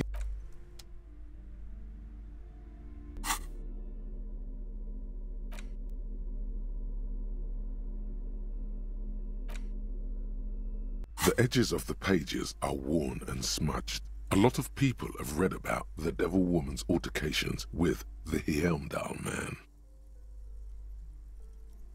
The jacket copy proclaims, Man from Heimdall returns in his most exciting adventure yet. After crashing into a strange jungle, cannibalistic natives abduct his only surviving comrade, Noble Tiribold. Before Man from Heimdall can mount a rescue, he is ambushed by a tribe of female warriors and taken to the ancient citadel of Cloud City, where a mysterious and wicked queen rules supreme. Will Man from Heimdall be able to escape his dire situation and find his missing friend? You open the book to a random page. Man from Heimdall, wielding his two Zweihanders, is carving through a sea of savages, his visage fixed in grim determination. His arms, whirling like windmills, are soaked with the blood of his enemies. Mangled corpses litter the battlefield. It calls out to you. This is the spirit of Revachol. Berserker rage burns in his azure-hued eyes as he brings glory and honor to his long-lost Heimdalla tribe. From the village of Heimdall, the ivory giant roars like an ice bear, and the winds of Gatla howl out his name. Man from Heimdall rides on a gilded griffin, his golden mane billowing in the breeze. Both Zweihanders sheathed on his back. He is off to war. Will he conquer his enemies? Will he conquer himself? The steel muscles of Man from Heimdall gleam in the humid jungle air. Yet the man does not sweat. In meditation, his soul drifts in the frigid northlands he calls home. A passage reads, "The man from Heimdall looks up, his eyes blue as the mountain lakes of his homeland. He rarely speaks, but now his voice booms in the darkened throne room. Do not try to sap my masculine essence, wicked temptress. Son of Heimdall will never succumb to your seductive wiles. Thine spells are no match for purity and strength of will. Brothers of Heimdall, stand above the vices of flesh, for it is weak and corruptible, yet mine is forged in gore and strife." Queen Lydiana just laughs, a sultry and salacious sound, then says, "I have grand plans for you, Man from Heimdall." She gestures her diabolical hand toward an array of potions and unguents. "First, you shall please me. Then lead my armies against the vicious cannibals. Not a muscle moves in the face of the Man from Heimdall. Yet inside, there is turmoil. This goes against all he holds sacrosanct. This is beyond primitive." In the final pages, Man from Heimdall mounts Gallavarin, his mighty griffin, and turns his gaze to the horizon. Queen Lydiana is dead, but an army of cannibals is storming the gates, and still there's no word of trusty Tiribold. To find out what happens next, you'll have to pick up Man from Heimdall and the Three-Eyed Skull, available in fine bookstores everywhere. Spring 39. The display rack is brimming with worn paperbacks featuring an extremely... This is entirely, completely you. You have found the right books. This bookstore is not strictly about crime, romance, and biographies of famous people. There's also a wide range of paranatural literature. Amidst the various books, you find one written by someone named Matthias W. Dundas. It's about wholeness, unity, balance. These three things are very important to the working class mind. The point of the book, and many others on this shelf, is to give people medicinal advice in situations where they don't have access to paid health services. It serves platitudes, while also telling everyone that traditional medicine, the kind people don't have access to and which costs more than this book, is garbage and would only give you cancer anyway, without even curing your cold or anything. Wholeness, unity, balance, on the other hand, can basically take care of anything. though it is important to note. When it's up to your mind to heal yourself, then it's because of your mind that you're ill in the first place. It's your own fault if you're ill. Got it? The book features chapters on topics such as how to find magnesium. It even lists plants you can harvest magnesium from. How to continue drinking if you're an alcoholic who has destroyed his liver.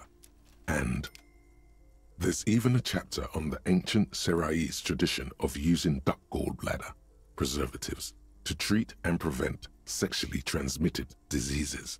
Pre and post factum apply. Nothing worth buying. This is just mundane garbage. What's even paranatural about this? Sir, please, no browsing in that shelf. That wisdom is not for free. I can't have you end up, like, opening a police store next door and stealing my customers. Oh, no. The throbbing in your head increases with every passing moment you gaze at this shelf. Suddenly, as if out of nowhere, a small green book becomes apparent. The title of it reads, Medicinal Purposes of the Pearl.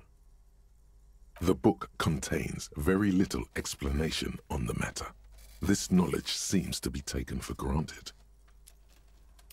The book contains descriptions of various pseudoscientific therapies, alternative medicines, and folk remedies involving the pearl, also known as le territoire. For example, it recommends vigorously swatting one's naked body with a venik or hand broom, made from the leafy twigs of a young birch tree from the near pearl. Even better if you can find someone else, preferably a large man dressed in nothing but a towel, to thrash you while you're spread naked and helpless on a cool slab. It is, and good for the circulation too. It also recommends consuming distilled spirits like vodka or whiskey that have been aged in the pearl. Readers are instructed to cover these jars in a shallow hole just inside the pearl and leave them there for 30 to 60 days, depending on the potency desired. Among other benefits, it is alleged to restore a damaged liver to perfect health. That seems improbable. For general health and well-being, readers are encouraged to take regular strolls through the pearl, though a sidebar cautions readers to limit each stroll to less than an hour. These strolls promise to cleanse the mind of worries and the body of toxins, especially if the perambulator performs this ritual in the nude. Nudity figures prominently in a number of these prescriptions. This is exactly what you need. I don't know. I don't want to be the party pooper, but this pearl territory sounds sort of dangerous. Maybe you shouldn't walk in it naked. There's an entire section devoted to cures for men who are struggling to perform their marital obligations. Excuse me, sir. I believe you've been perusing that particular volume long enough. If you'd like to continue reading, I must insist you buy it. Indeed, something about that book does seem to have spoken to you. Well, I hope it contains what you're looking for.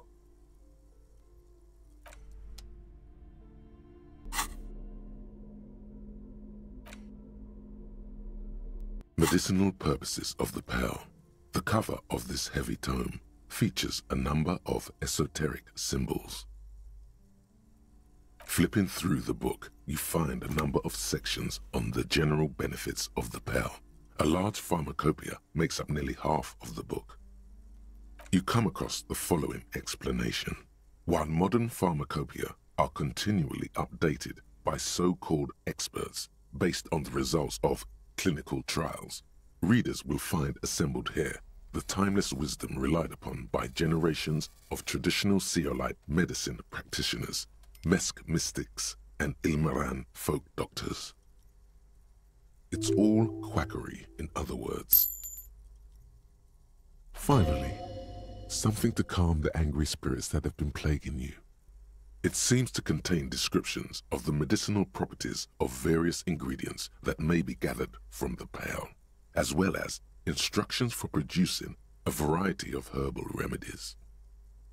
There are a number of zeolite tonics that promise to improve your short-term memory, but nothing that speaks to your condition. What you're describing is booze. You don't need any herbs for that. There are a number of zeolite. There's nothing in here that speaks to hangovers directly.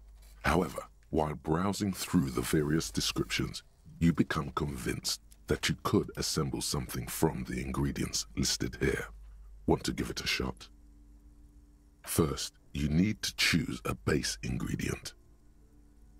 Next, you'll need to combine the base ingredient with an appropriate vehicle. Lastly, is there anything else you'd like to add? You've created a delicious tincture of whiskey and ginger. According to the pharmacopoeia, it should increase your energy and focus, though, in your experience, it's only done the opposite. If only you could find one of these right now and drink the shit out of it. The book said it's good for you, so it would be okay. Would you like to try again? Very well. First, choose a base ingredient. Next, you'll need to combine the base ingredient with an appropriate vehicle. Lastly, is there anything else you'd like to add? You've created a delicious tincture of whiskey and ginger. If only you could find... Would you like to try again? You close the book and find yourself staring at the familiar cover once more. Very well. Next, you'll need to Lastly, is that you've created a... If only... Would you like to try again? You close the book.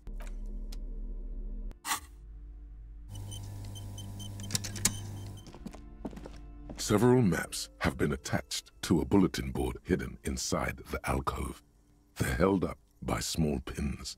The board has come loose from one corner. The maps look old and faded. Your eye catches a map of Insulinda, a map of Revachol, and a map of Martinaise. This large map displays archipelagos. You see a constellation of small dots on the light blue emptiness of the Insulindic Ocean. The largest in the northeast is La Caillou. You are here. Another, far away in the southwest, Seminese Islands, Ile de Fantôme. Ozon, Laurentide, Face à la Mer, Archipelagos, North Arcade Islands, all just specks of dust on the vastness of the Insulindic. On the edges of the map, the color fades into a blur of dotted lines, black and white, disintegrating into mathematics. In the northeast, a dust mite stands on the north coast of Caillou in a bookstore. It's you. Radiating outwards from you, the suzerain Revachol. With a radius of 80 kilometers, still, the crown jewel of this Isola would be barely visible. You can, on Caillou, Revachol, a single black star, on Ozon, Fondelier, and Vilmandu, on Archipelagos, Croyan Moran, Villiers, on Seminine, Olduvai, and on Laurentide, Deora of the Seven Seas. Lost little pearls of light, tiny fires in the dark. 850 million people live on these little dots, an oceanic world of culture and commerce torn apart by history. The ocean breaks apart into a tangle of cosines and azimuths, all pointing into pale nothingness. Windy is the north azimuth. Grad is the northeast azimuth. Samara is the east azimuth. Seo is the west azimuth. Isolas, they're called. Connections to other worlds. Words past the Insulindian, unknown to you. You only know you've never been there. The north coast of a verdant island is shattered by the delta of a river.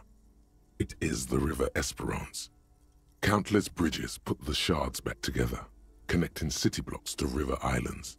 La Delta says a great artificial heart in the center, teeming with life forms, and construction. To the east, rolling hillsides, Le Jardin, Stella Marie, the suburbs of Saint-Baptiste, swallowed up into the megacity. They sound rich to you. This is Revachol East. Coudon, it's somewhere to live. Not bad. Then there's Jamrock. It's bad. People shouldn't live there, but they do. Then Faubourg.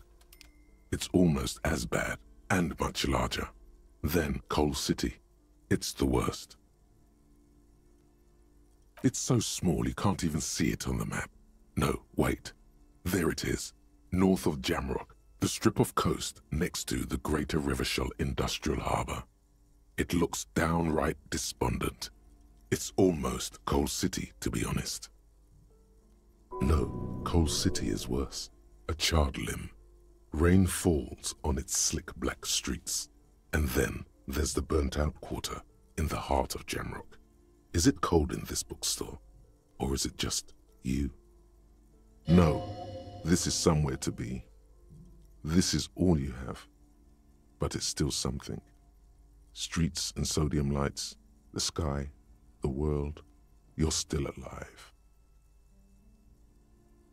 It's not really a map. It's a tourist thing. A picture postcard with buildings on it, drawn from an isometric perspective. A date in the upper right corner says 48. Still, it's detailed. Could be pretty useful for scouting ahead. You see the jagged boxes of an industrial harbour, even the whirling in rags there. I'm sorry, officer. The map of Martinez is the only one available. The other two are not for sale anymore. And besides, you could scarcely afford them. They're quite valuable, though they might not look it. The map of Martinez is 90 cents, though. That old thing? It's an out-of-date map of a tourist location that never was nor came to be. From when some design studio people tried to spruce the place up 4 or 5 years ago, they also renovated the horse statue, set up those coin-operated viewers, and designed the new street lamps. The place does not look like a successful tourist trap, does it? They didn't get that far, for some reason. A shame the project never got going. Would be nice if someone fixed Martinez up.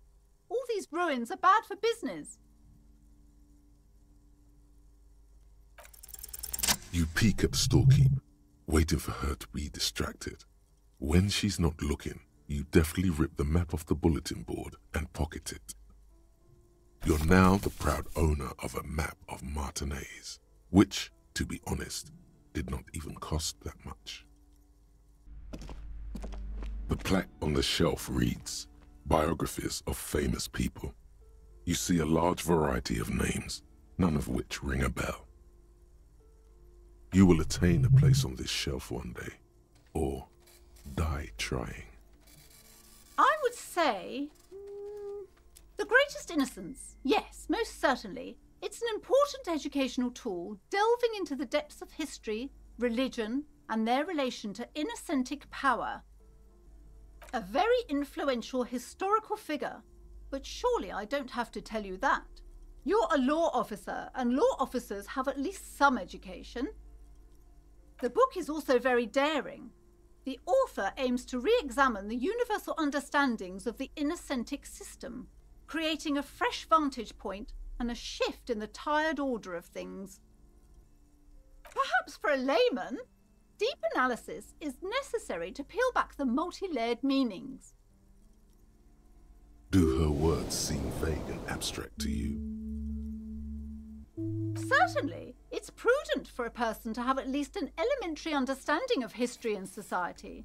Imagine the chaos we'd be in otherwise. You feel like you should get this one. Definitely. It's important somehow. There's something personal inside. Browsing through all the books with all their names makes your head spin. None of these seem important or relevant. It's all just vapid egoism. Suddenly, a particularly odd title catches your eye.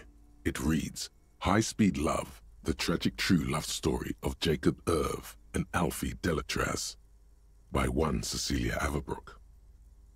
High-Speed Love chronicles the romance between two of the finest tip-top tournée racers in history. One of them is the madcap driver, Jacob Irv. His blonde mane graces the cover. Next to Irv's life story, you see a slim biography of an Occidental rock star called the Anti-Star. He's famous for shooting morphine into one of his eyeballs and cocaine into the other.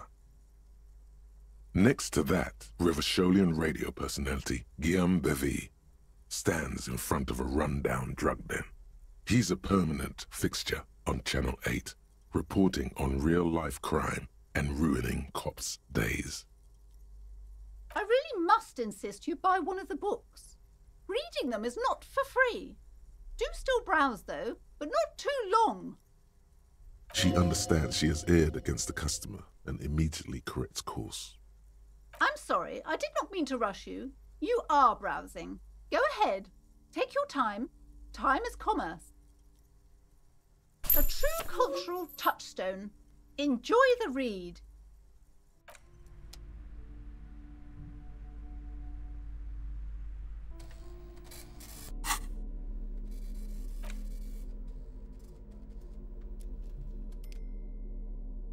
The Greatest Innocence by João Paulo Salomão Lopes de Fuego. The book is large and heavy. Browsing through the various chapters, you try your best to understand the ceaseless overflow, the sprawl of names, dates, places, events historical. Most of it ends up as a twisted mass of facts inside your brain. You can do it. It'll be worth it. There's something here. Your educational survey is done. Did you catch any of that? No. Oh well, it's pop quiz time. Let's see what you've learned. This might take a few minutes. You ready? That's the spirit. Here we go. Question 1. Who was the first innocence? Oh yeah, this is what I was made for. A pop quiz is a short examination designed to test your knowledge without any prior warning or announcement. Such exams allow the teacher to assess how thoroughly the students have retained the material at hand. Voila! Now blast that first innocence. Thanks for nothing. Dolores Day. Dolores. Incorrect. Sola was anointed during the previous century and even lived to see the current one. She was an urban planner who spoke her mind and largely left history to its own devices, encouraging people to excel on their own rather than prescribing to a deified model of history. She is often called an anti-innocence. Sola resigned after an assassination attempt by a Yugo nationalist who blamed her for not taking the side of the left during the turn-of-the-century revolutions. Innocences don't usually resign. Care to try again? Correct. Nothing much is known about him. It's not even clear that he was a he, but Franco Negro presumed as such and called him Pius. He's depicted as a young man with molten gold pouring out of his mouth. All he spoke was gold.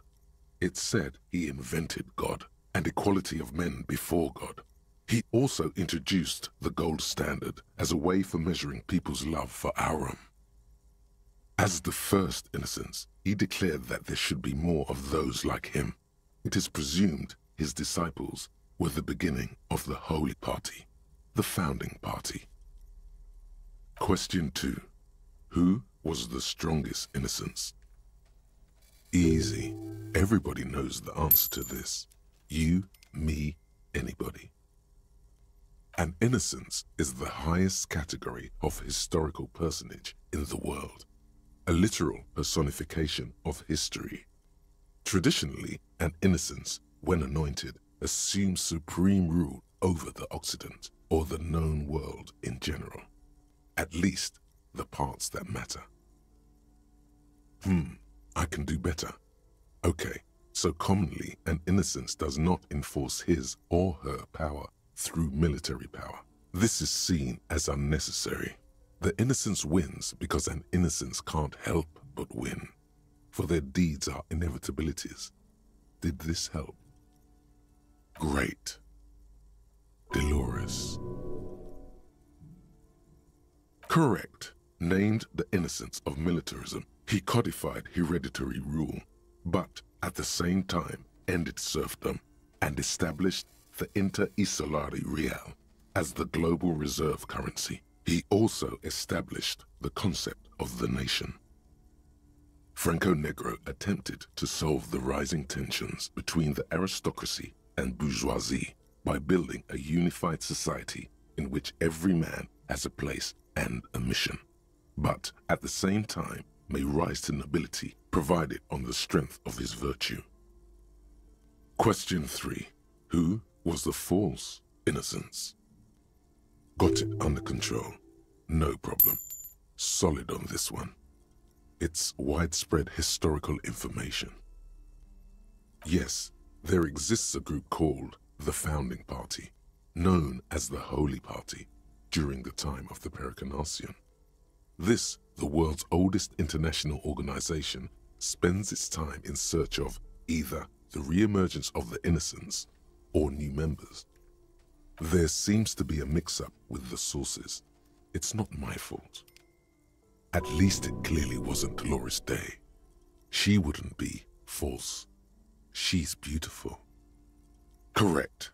There have been a number of counter or false innocences, some assumed to have innocentic qualities, some who just thought so themselves. Occasionally, they have the support of a faction inside the ecclesiastic organization, and accusations of foul play have arisen. The most famous and important of these was Ernest Pasternak. He was into torture, despotism, hymns, cannons, and world conquest, but got defeated and humiliated by Stepan the Despicable of Kedra.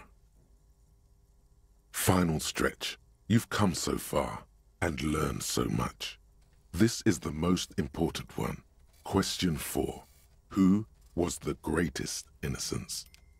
The most important of them all. The most precious to humankind. I've got it, honest. Of course, this is my thing, the reason I exist in this world. The correct answer is Franco Negro. 0 doubts. While it was actually her. Correct. The Mesk might see Franco Negro as the father of nations, but as of this century, there's been a great shift in attitude.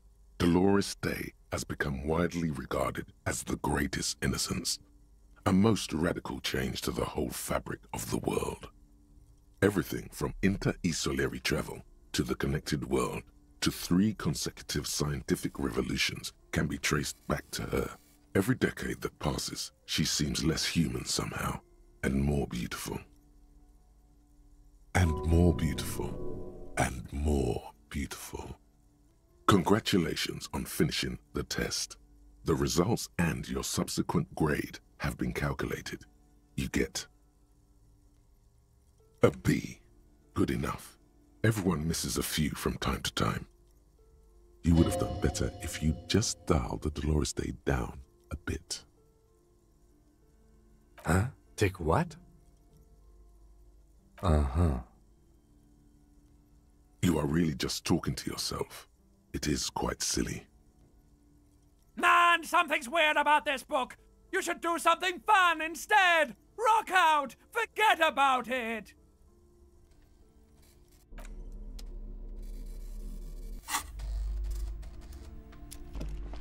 These shelves are overburdened with books from the same series.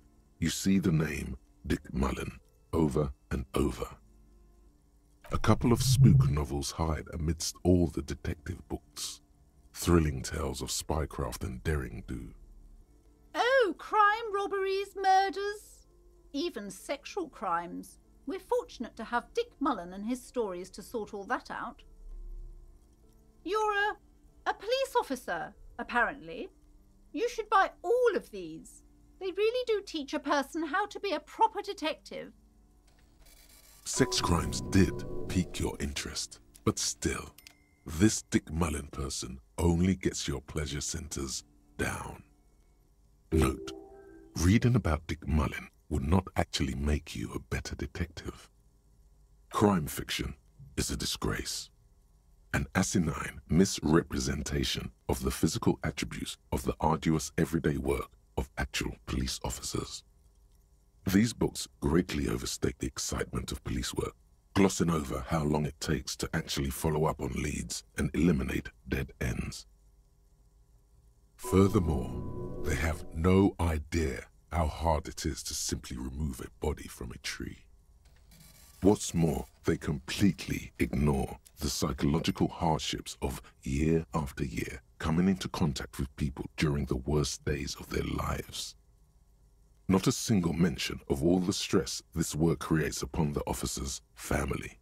Detective fiction just doesn't tell the truth at all. Now, would you like a list of all the books found on the shelf?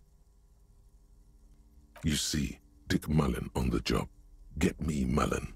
The Stalwart Adventures of Richard P. Mullen. Dick Mullen and the Murder in the Orchard. The Sordid Affair of Dick Mullen. A Killing is Declared. Dick Mullen in the Murder House. The Final Case of Dick Mullen. An Obvious Lie. Dick Mullen in the Clock Tower. The Ordeals of Dick Mullen. Dauntless Dick. Dick Mullen's Funeral Pyre. The Murder of Dick Mullen. Oh no, turns out he faked it to solve a case. Yes, there's also The Dame Who Did It. Farewell, My Mullen. Faking death seems to be a common trope in the Mullen series. The morbid tales of Dick Mullen. A dark tide turns. Tragedy calls for Dick Mullen. Another one with fake death. And, of course, Dick Mullen, the murderer. In order to catch a murderer, Dick Mullen must become the murderer. Come on, this is not the way real police solve crimes. The real police are some 20 kilometers away, sitting in an armored motor carriage. Come on, Chester. Tell the story again. Again? Man, I tell that one at least once a month. It's not that interesting. The fuck it is. And these guys haven't heard it. You see, Chester here...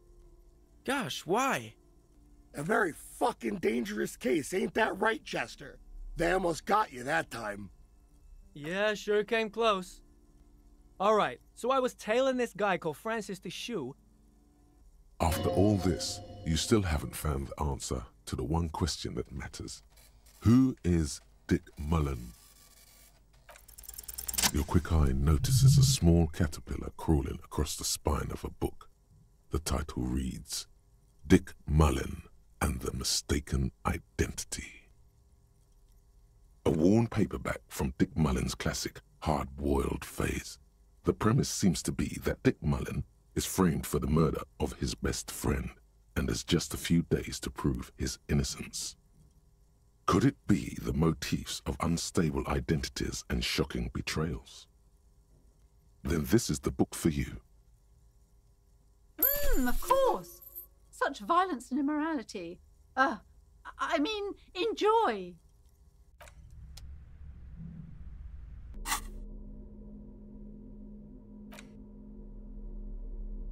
In your hand, you hold Dick Mullen and the Mistaken Identity. The brittle paperback feels fragile to the touch. The cover features a pastiche of different scenes. In the foreground, a man in a dark overcoat clutches a pistol to his chest. Rising up behind him are two silhouettes wrapped in a passionate embrace. The tagline reads, Detective Dick Mullen must prove his innocence after an old friend is murdered by someone who looks just like Dick Mullen. That seems to sum up the premise nicely.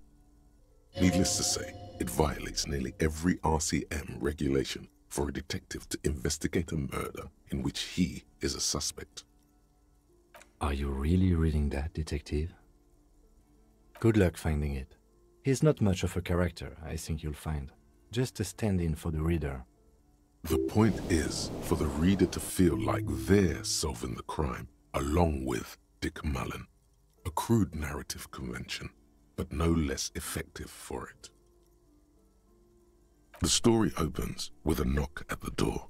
Detective Dick Mullen is greeted by an old friend, Charlie Spillane, who's come to Mullen to ask a favor on this dark and cold night. Spillane needs Mullen to drive him in from Vespa to a small town along the Insulindian coast. Despite his friend's apparent agitation, Mullen does as he's asked, then returns home where he passes out drunk, as he does most nights. An extremely unprofessional and hurtful stereotype that's offensive to all upstanding officers of the law. But also extremely accurate in your case. Give it time. You'll fall off the wagon sooner or later. 2 days later, Mullen is arrested by the Vespa police and charged with the murder of Charlie Spillane. At his interrogation, Mullen learns that Charlie Spillane was shot in a bar in the very town Mullen dropped him off in by a man matching Mullen's description. Desperate to clear his name, Mullen manages to convince the Vespa police to release him for 3 days so that Mullen may solve his friend's murder and prove his innocence. What's the matter, detective? The lieutenant shrugs, resigned to the idea that his profession will rarely, if ever, be accurately represented in art and literature. They're not shitting you, detective. This is what the writers think passes for police procedure. Of course, Mullen didn't do it. That's the whole premise of the book. Anyway, Mullen returns to the seaside bar where Spillane was murdered and meets a beautiful, mysterious woman named Diana Deneva. And not just any dame. She's truly one in a million, a knockout whose mind is as dangerous as her curves. But she's got a secret. Secrets are the currency of human relations. Your secrets are unknown even unto you. So does that make you a rich man or a beggar? Deneuve reveals that she was Spillane's lover and that he was mixed up with a local amphetamine smuggling operation. As soon as Mullen begins pulling at strings, the whole conspiracy begins to unravel. Not only is the local police captain in on the amphetamine ring, so is the son of a powerful politician and a strung-out art collector named Torvald, each of whom has his own reasons for wanting Spillane dead. Outwardly, the old police captain is a real law and order crypto-fascist, a barrel-chested man who's beaten his share of suspects to pulp. But he's also dirty and increasingly paranoid that someone's going to expose his role in the drug ring. He would certainly have the motive and the means, but the captain walks with a noticeable limp from an old war injury. Is it possible that he was able to conceal it long enough to commit the murder? A typical privileged twat. In all likelihood, he's just in over his head. He does bear a personal grudge against Spillane, though, a former prosecutor who nearly brought down his father's administration. The kid doesn't exactly have Dick Mullen's manly build, but he is the correct height, and while interrogating him at his home, Mullen did notice a certain overcoat that looks suspiciously like his own. Torvald, the art collector, is a strung-out mess. Frankly, it's hard to imagine him holding a pistol steady enough to actually hit someone, let alone plug them 3 times in the chest the way Spillane got did. That said, Torvald and Spillane have a long history, and while interrogating him, Mullen discovers that Torvald was once involved with Diana Deneuve. Could it be that this is all over a sordid love triangle? One evening, Diana Deneuve comes to Mullen's hostel room in tears. The two of them drink half a bottle of vodka, and soon they're seeking comfort in each other's arms. Yes, comfort and pleasure. The warmth of another human's touch. The burning taste of liquor on her full, sweet lips. Well, that testimony won't be admissible any longer. The man's a prosecutor's nightmare. Solving a murder counts for nothing if all the evidence gets thrown out in court over police misconduct. That's just Dick Mullen's modus operandi. He might bend the rules, but he closes cases like no one else can. As the two lovers share a post-coital cigarette, Deanna Deneuve turns to Mullen and says, "By the way, Dick, there was something else I meant to tell you. I love you." The name of the true killer. Always aim for the center of mass. Whatever it is, Mullen never hears the words. A blow to the base of his skull knocks him out cold instantly. When Mullen comes to, Deneuve is dead on the hostel bed next to him. To make matters worse, his clothes are covered with her blood. Mullen trashes his blood-stained clothes and flees the hostel, knowing it's only a matter of hours before the cops discover Deneuve's body, if they haven't been tipped off already. Fleeing a crime scene, destroying evidence. Even if Detective Mullen didn't commit the murder, he should be facing years behind bars. Dick Mullen won't be sent to the clink for the sake of some legal niceties. The heat is on. If Dick Mullen can't solve both murders before the cops catch up to him, he's going away for life. Can you solve the case before the cops close in? What is it, Detective? It's a dangerous line of work, but somebody has to do it. That's why Dick Mullen never lets anyone get too close. What's the matter?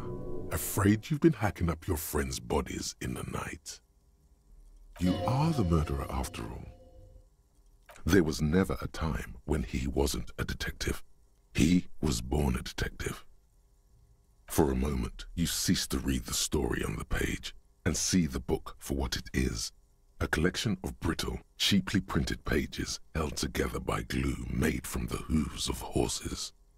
From nowhere, you hear the screech of sneakers on a waxed floor, and you feel the burn of rope against your hands. Are these figments of some other life? You won't find the answers you're looking for here, in other words. Is it really so evil, Detective? Then why are you still here? Just make sure you don't lose him. You'll not find another like him. It's true in more ways than you know. But then, what does this book know? It's just a poorly made piece of pulp garbage made to be consumed and discarded. So, who did it, Detective? Who killed Charlie Spillane and Deanna Deneuve? What? That doesn't even make sense. There's never a straight answer with you, is there? You just get hooked on random stupid notions and then repeat them every chance you get. Now go on, find out who really did it. You begin furiously flipping through pages. Even as you know these books follow a series of well-worn tropes, you find yourself completely engrossed. You're turning pages so fast, you don't even notice the ancient spine coming unglued. Dozens of pages scatter across the floor. The last fifth or so of the book seems to have been lost. It's possible that you could gather and reassemble the pages, but it would take way too long. Ah, yes. The problem with mass-market paperbacks. They are not made to last. Perhaps this is a sign that you should get back to solving your own murder, huh, Detective? Don't forget, it could have been the delirium tremens. In your hand, you hold 4/5 of Dick Mullen and the mistaken identity. Can I help you? Got the 20 real? The breath catches in his chest. The light in his eyes snuffs out all at once. After a moment, he speaks. Do you have money tonight? Then you really don't need a free room, do you? Here comes a layup, sire. Fall not for it. But you know what? You're in luck, because you don't have to ever pay me again. I'm sorry, I think you misunderstand. Let me explain. I didn't say I'd give you a free room. I just said you don't have to pay me. You don't have to give me any money at all.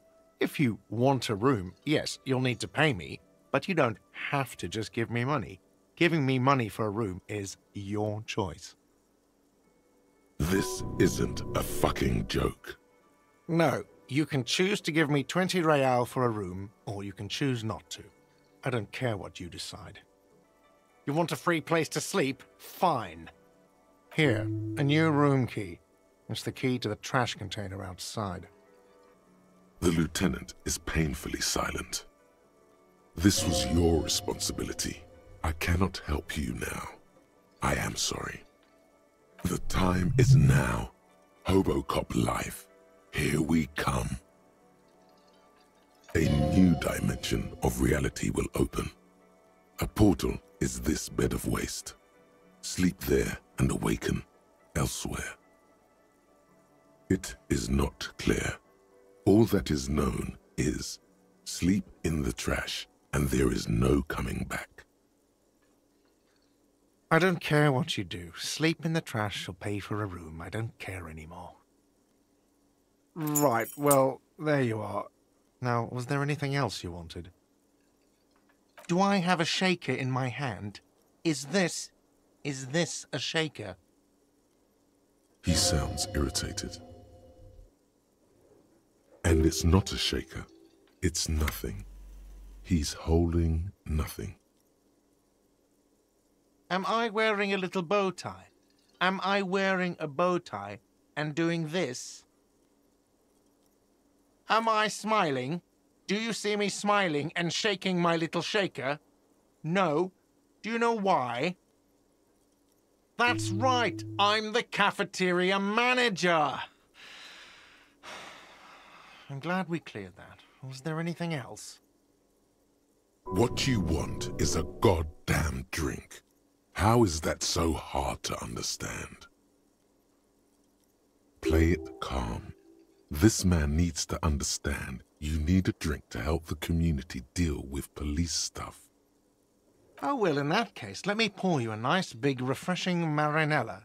Do you want that out of a glass or a pineapple?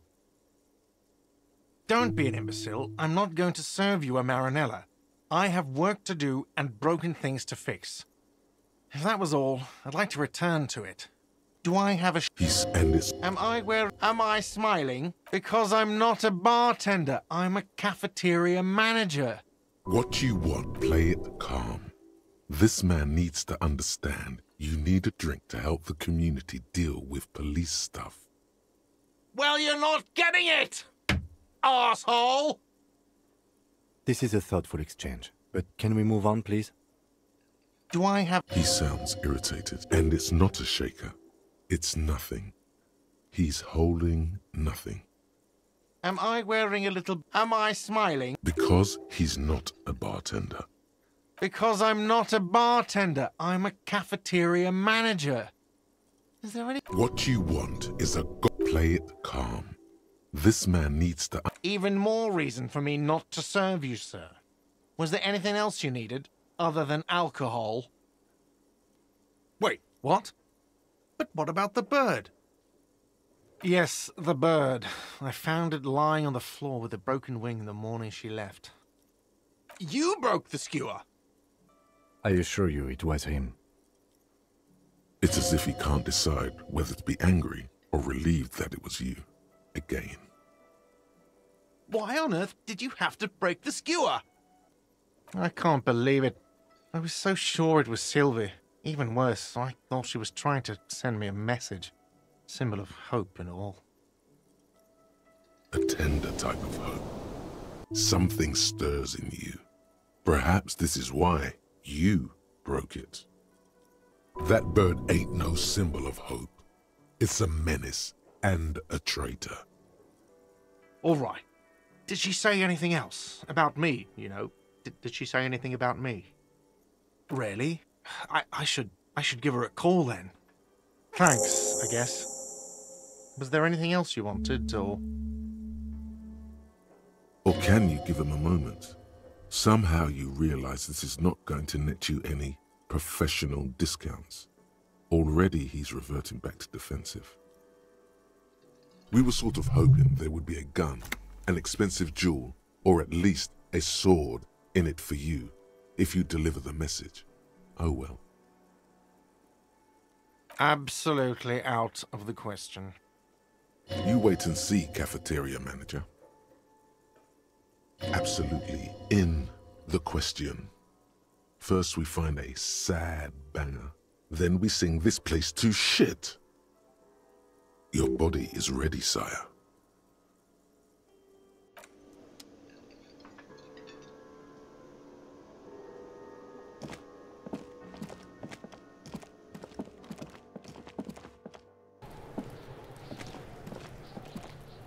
This trash container is locked.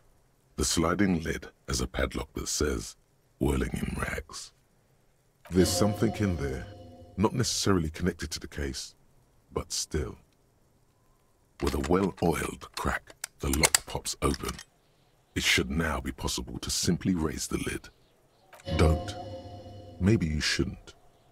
Maybe you shouldn't. Of course you should.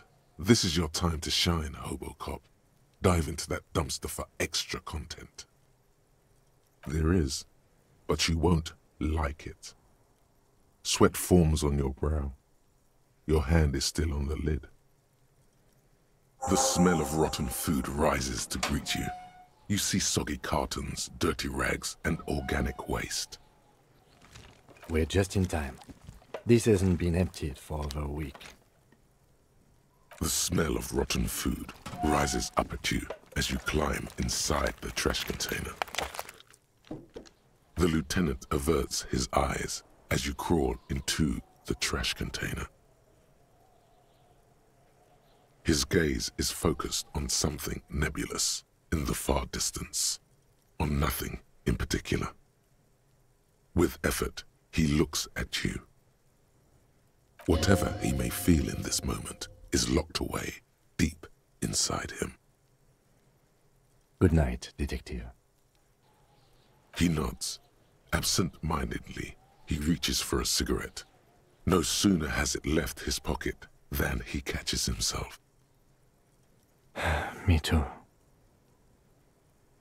He is as silent as the night.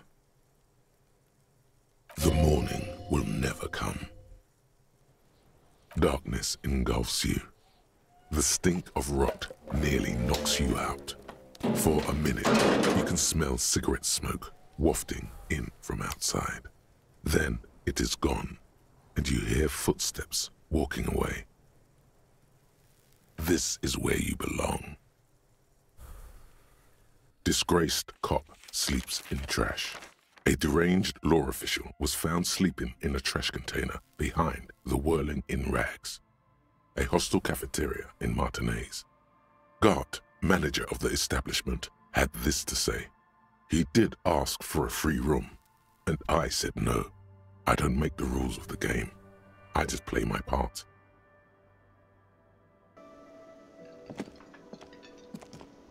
Can I help you? Got the 20 real? Good. You got the room for the night, but remember, you'll need another 20 real tomorrow. How could anyone forget, asshole? Take it easy on him. Deep down, he really hates being the guy who has to remind you. You know, there might be other places to sleep on this coast. You'll find one eventually. Wait, what? But what about the bird? Yes, the bird. I found it lying on the floor with a broken wing the morning she left. You broke the skewer! I assure you it was him. It's as if he can't decide whether to be angry or relieved that it was you, again. Why on earth did you have to break the skewer? I can't believe it. I was so sure it was Sylvie. Even worse, I thought she was trying to send me a message. Symbol of hope and all. A tender type of hope. Something stirs in you. Perhaps this is why you broke it. That bird ain't no symbol of hope. It's a menace and a traitor. All right. Did she say anything else? About me, you know? Did she say anything about me? Yeah, I do have a lot of cafeterias to manage. and a lot of employees there. I can't make this part of my work practice. It was unprofessional of me. Anyway, thank you for clearing it up. Now, if there isn't anything else... Or can you give him a moment? Somehow you realize this is not going to net you any professional discounts. Already he's reverting back to defensive. We were sort of hoping there would be a gun, an expensive jewel, or at least a sword in it for you, if you deliver the message. Oh well. Absolutely. You wait absolute. Your body is ready, sire. Do I have... And it's not a shaker. It's nothing. Am I... That's right. What you play it calm. Oh, well, in that case, let me pour you in. Don't be an imbecile. I'm not...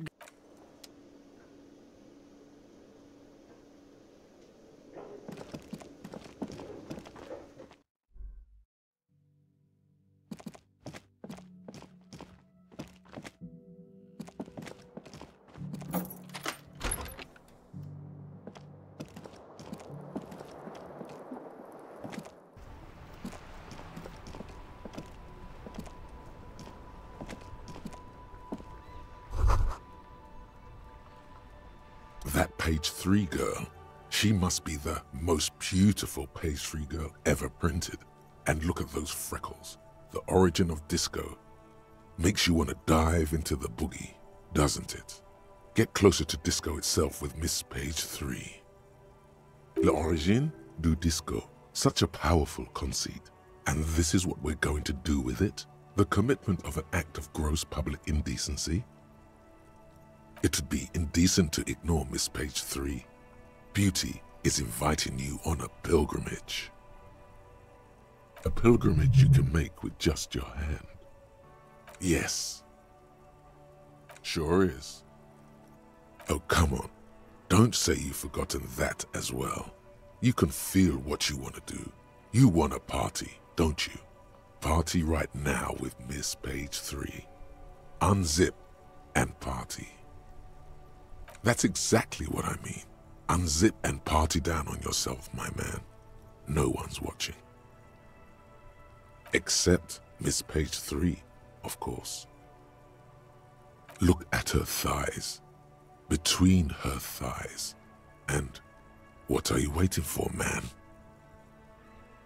Party with Miss Page 3 all the way to Disco Zero. Is what you're thinking. But you don't want to party down. Not really. Not in the deepest part of your soul, where the freckles only make you sad. Come on, what are you talking about? Sad freckles. Freckles are fun. The furnace has long been cold. Despite itself, you're too sad to jerk off. This is not the first time this has happened, either. Then it is truly over. You are beyond the help of the Page 3 girl. You are truly doomed.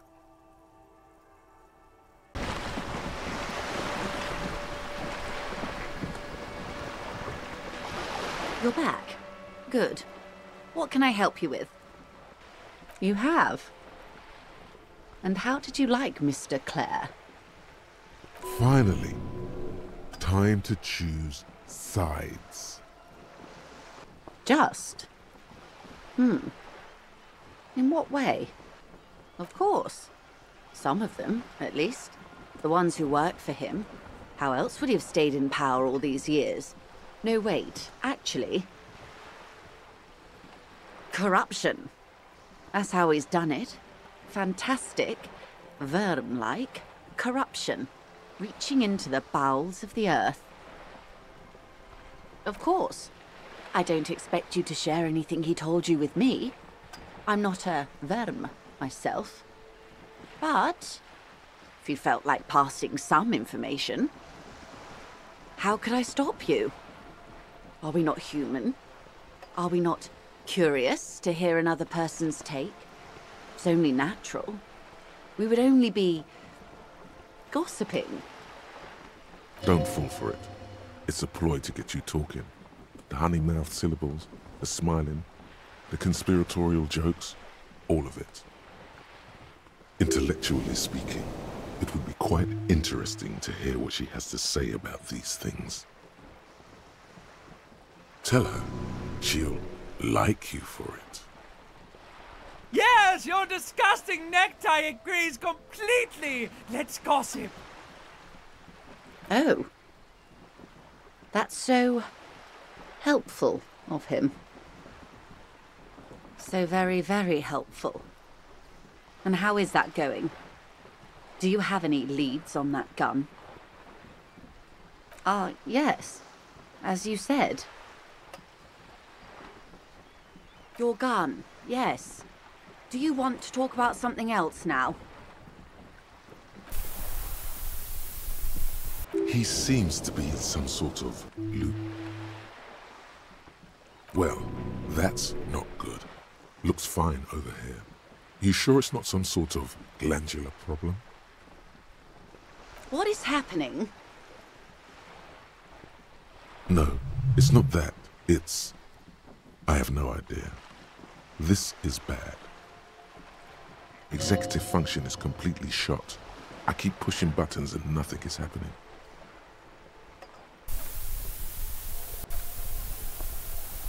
Of all the things to be stuck looping, this has got to be one of the most witless. Sweetheart, please stop repeating that now. This is going to be hard to recover from. Please.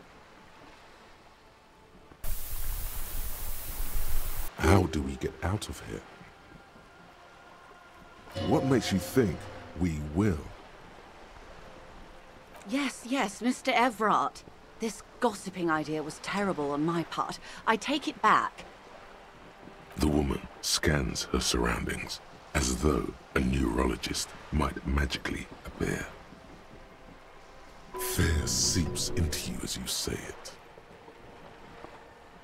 Your skin crawls. Mr. Everard is helping him find his gun.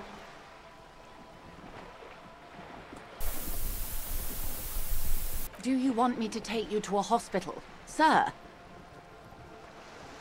Things were going so well before. There's no other option. The process must be interrupted. You think we should turn him off and back on again?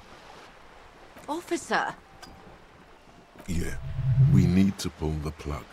There's nothing else to do. Are you not afraid it'll kill him? Physically, he should be fine, or at least no worse than usual. What if he forgets everything again? Okay, I'm gonna do it. Hold on. Detective! Is everything all right in there? No, not at all, I'm afraid. You seem to be caught in some sort of loop. Never mind the details. We've wasted enough time as it is. What matters is that you seem to have got out of it.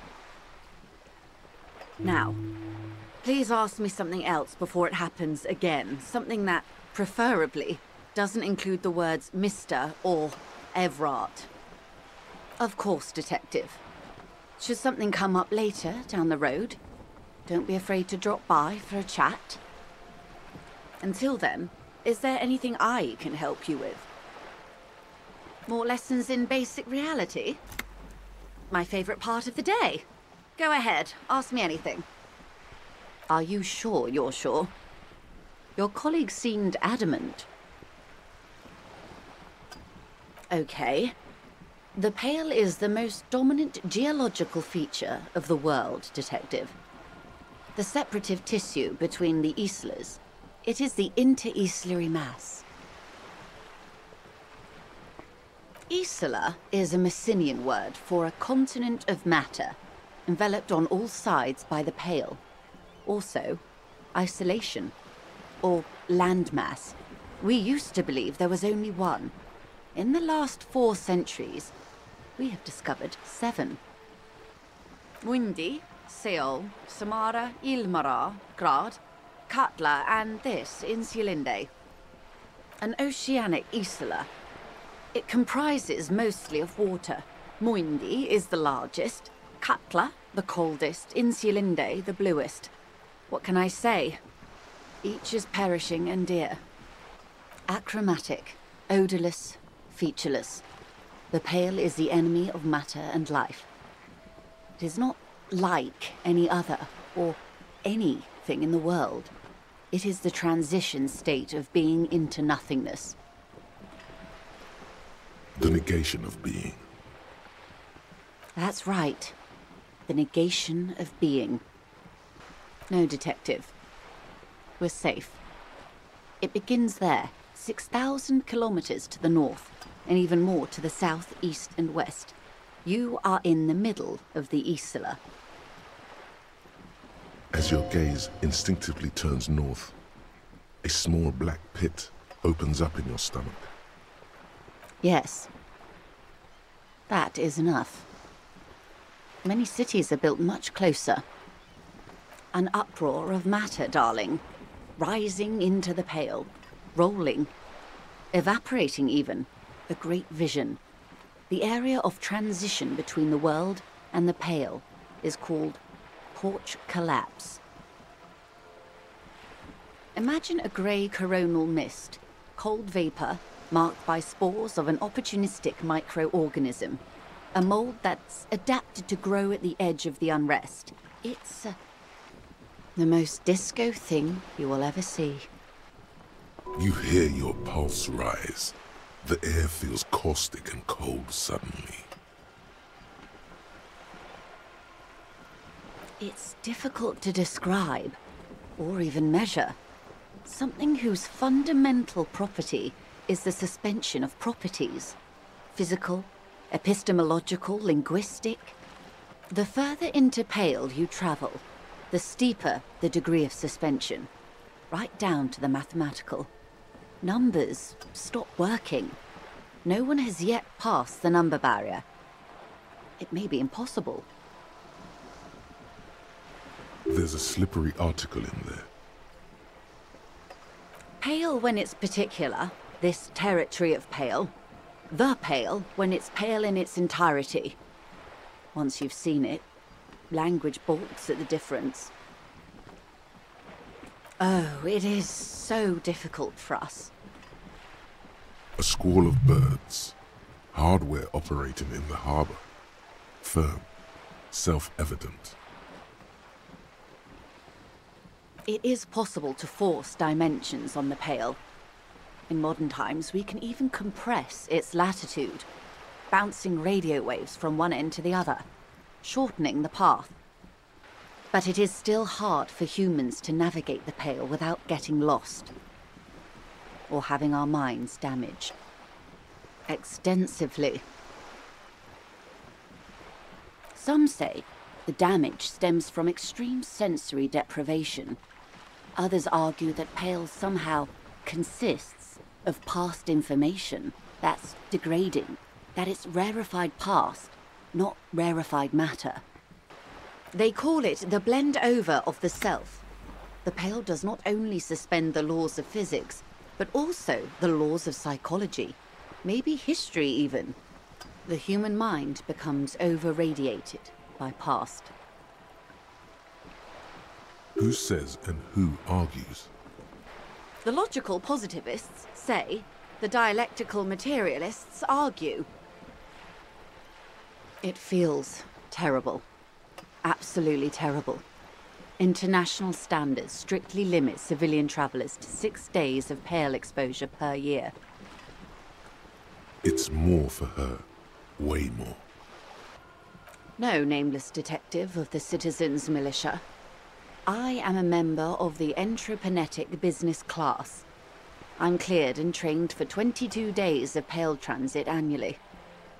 Perhaps that explains her strange pining after the revolution. Some degraded early memories. Up to my gills, officer. An acidic smile on her lips. It's getting worse every year. Entreprenetics is the scientific study of the pale, or a recent iteration of it by way of grad. The study of the pale reaches back 6,000 years. The Pericarnassians called it the Western Plain.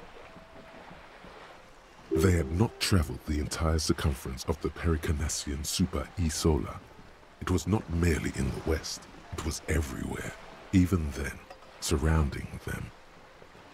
There are signs of pre-modern crossings.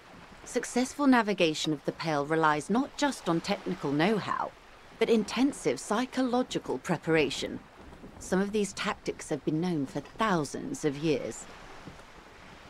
Nothing. We remain powerless before the Pale. The only real advance in Pale transit is the speed with which an aerostatic craft can pierce it. Less exposure leads to less effects later. Hybrid airships, Detective. Conventional rotors or jet engines no longer add velocity after the point of reference for motion is suspended, once you've crossed from near Pale to far Pale. In essence, we throw them in and they come out the other end. If we throw them precisely. Then they don't. Gone, like a skipping stone beneath the surface. The Pale outweighs reality 2 to 1. There is more Pale than there is matter, and the ratio is slipping. What do you think, Detective? Precisely. One of the few measurable effects of the Pale is that it is expanding at an unknown rate. An intuitive conclusion of that development is that one day the Pale will cover everything. But this sort of talk is mostly left to extremists. Most people, and indeed most private and government sector organizations, entire civilizations and religions even, find handy ways to ignore or downplay that knowledge. I suggest you do the same. Off we go. You see the hanged man's mouth open. One and all. They say Pale is death, but for the universe. Why should we just leave, and the world get left behind? Yes, sweet reality. But before we do, tell me, Detective. Is this the first time you're hearing this? Do you really not remember anything? Then tell me, what do you think of the Pale? Your ailing constitution, sweaty forehead, the beads there, and your heavy breathing. You really didn't know. This does not spell good for the investigation, Detective. If you don't know even this, then... Steel yourself, officer. Your colleague, Lieutenant Kitsuragi, he is competent. I checked up on him. And you also have me. I will try to assist you in any way I can.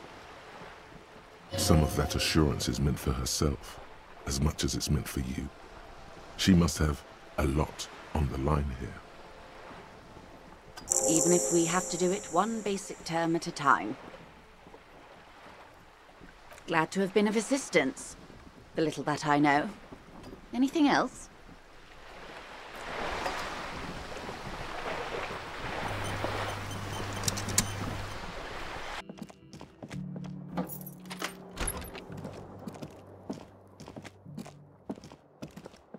The bed is still cold from the broken window, and not too inviting. But it's yours. You've earned it. The bed is still cold from the wind blowing in from the broken window. The mattress creaks as you close your eyes and try your hardest to fall asleep. Here we are again, my broken bud. The waves are coming, carrying you away. But you can't go. No, you have to stay. Always half aware of yourself. You're not cooperating, brother man. It's your disgusting body. Even through your sleep you feel a vague discomfort suffusing it. Your belly and your sides are unpleasantly tender. You wish you could curl up into a fetal ball of safety. But you cannot. because of the pain. And there's a lot of it, ever present in your organs. It's like every one of them has their own nasty song to sing. That pain in your right side is your enlarged liver, by the way. As for your kidneys, you've really been compounding the damage lately. Every cell in your body is moaning in agony, asking, what did we ever do to you? Now, you're finally thinking about something other than yourself. Let's see how far that'll get you. Now you've gone off the rails, baby. Now you're stuck sitting here by the tracks, admiring the wreck around you. You just can't help it, looking at yourself. The sum total of your accomplishments. You're just stuck here, in the half-world. Could try looking at other people, really looking. But why would you want to start doing that? How many promises have you kept lately, Sir Harry? To the great see-through world. The tenderness. Thou art honorable and just, sire. 'Tis the snakes who are vile, hissing in the grass. Women, it's the women. Look out for the women. They're oath breakers. Come now, humans have earned your trust, and you theirs. What do you think you're doing right now? Coming to some greater awareness? Look at all these lights, blinking in and out of existence. Thoughts! You're just pretending that you're asleep, even to yourself, while the world goes on without you. Let it. Let it. But it never seems to let you go, does it? Time to rise and wipe that shining sweat off as best you can. Gather your bearings. Rock and roll. Put on your prettiest face for the masses.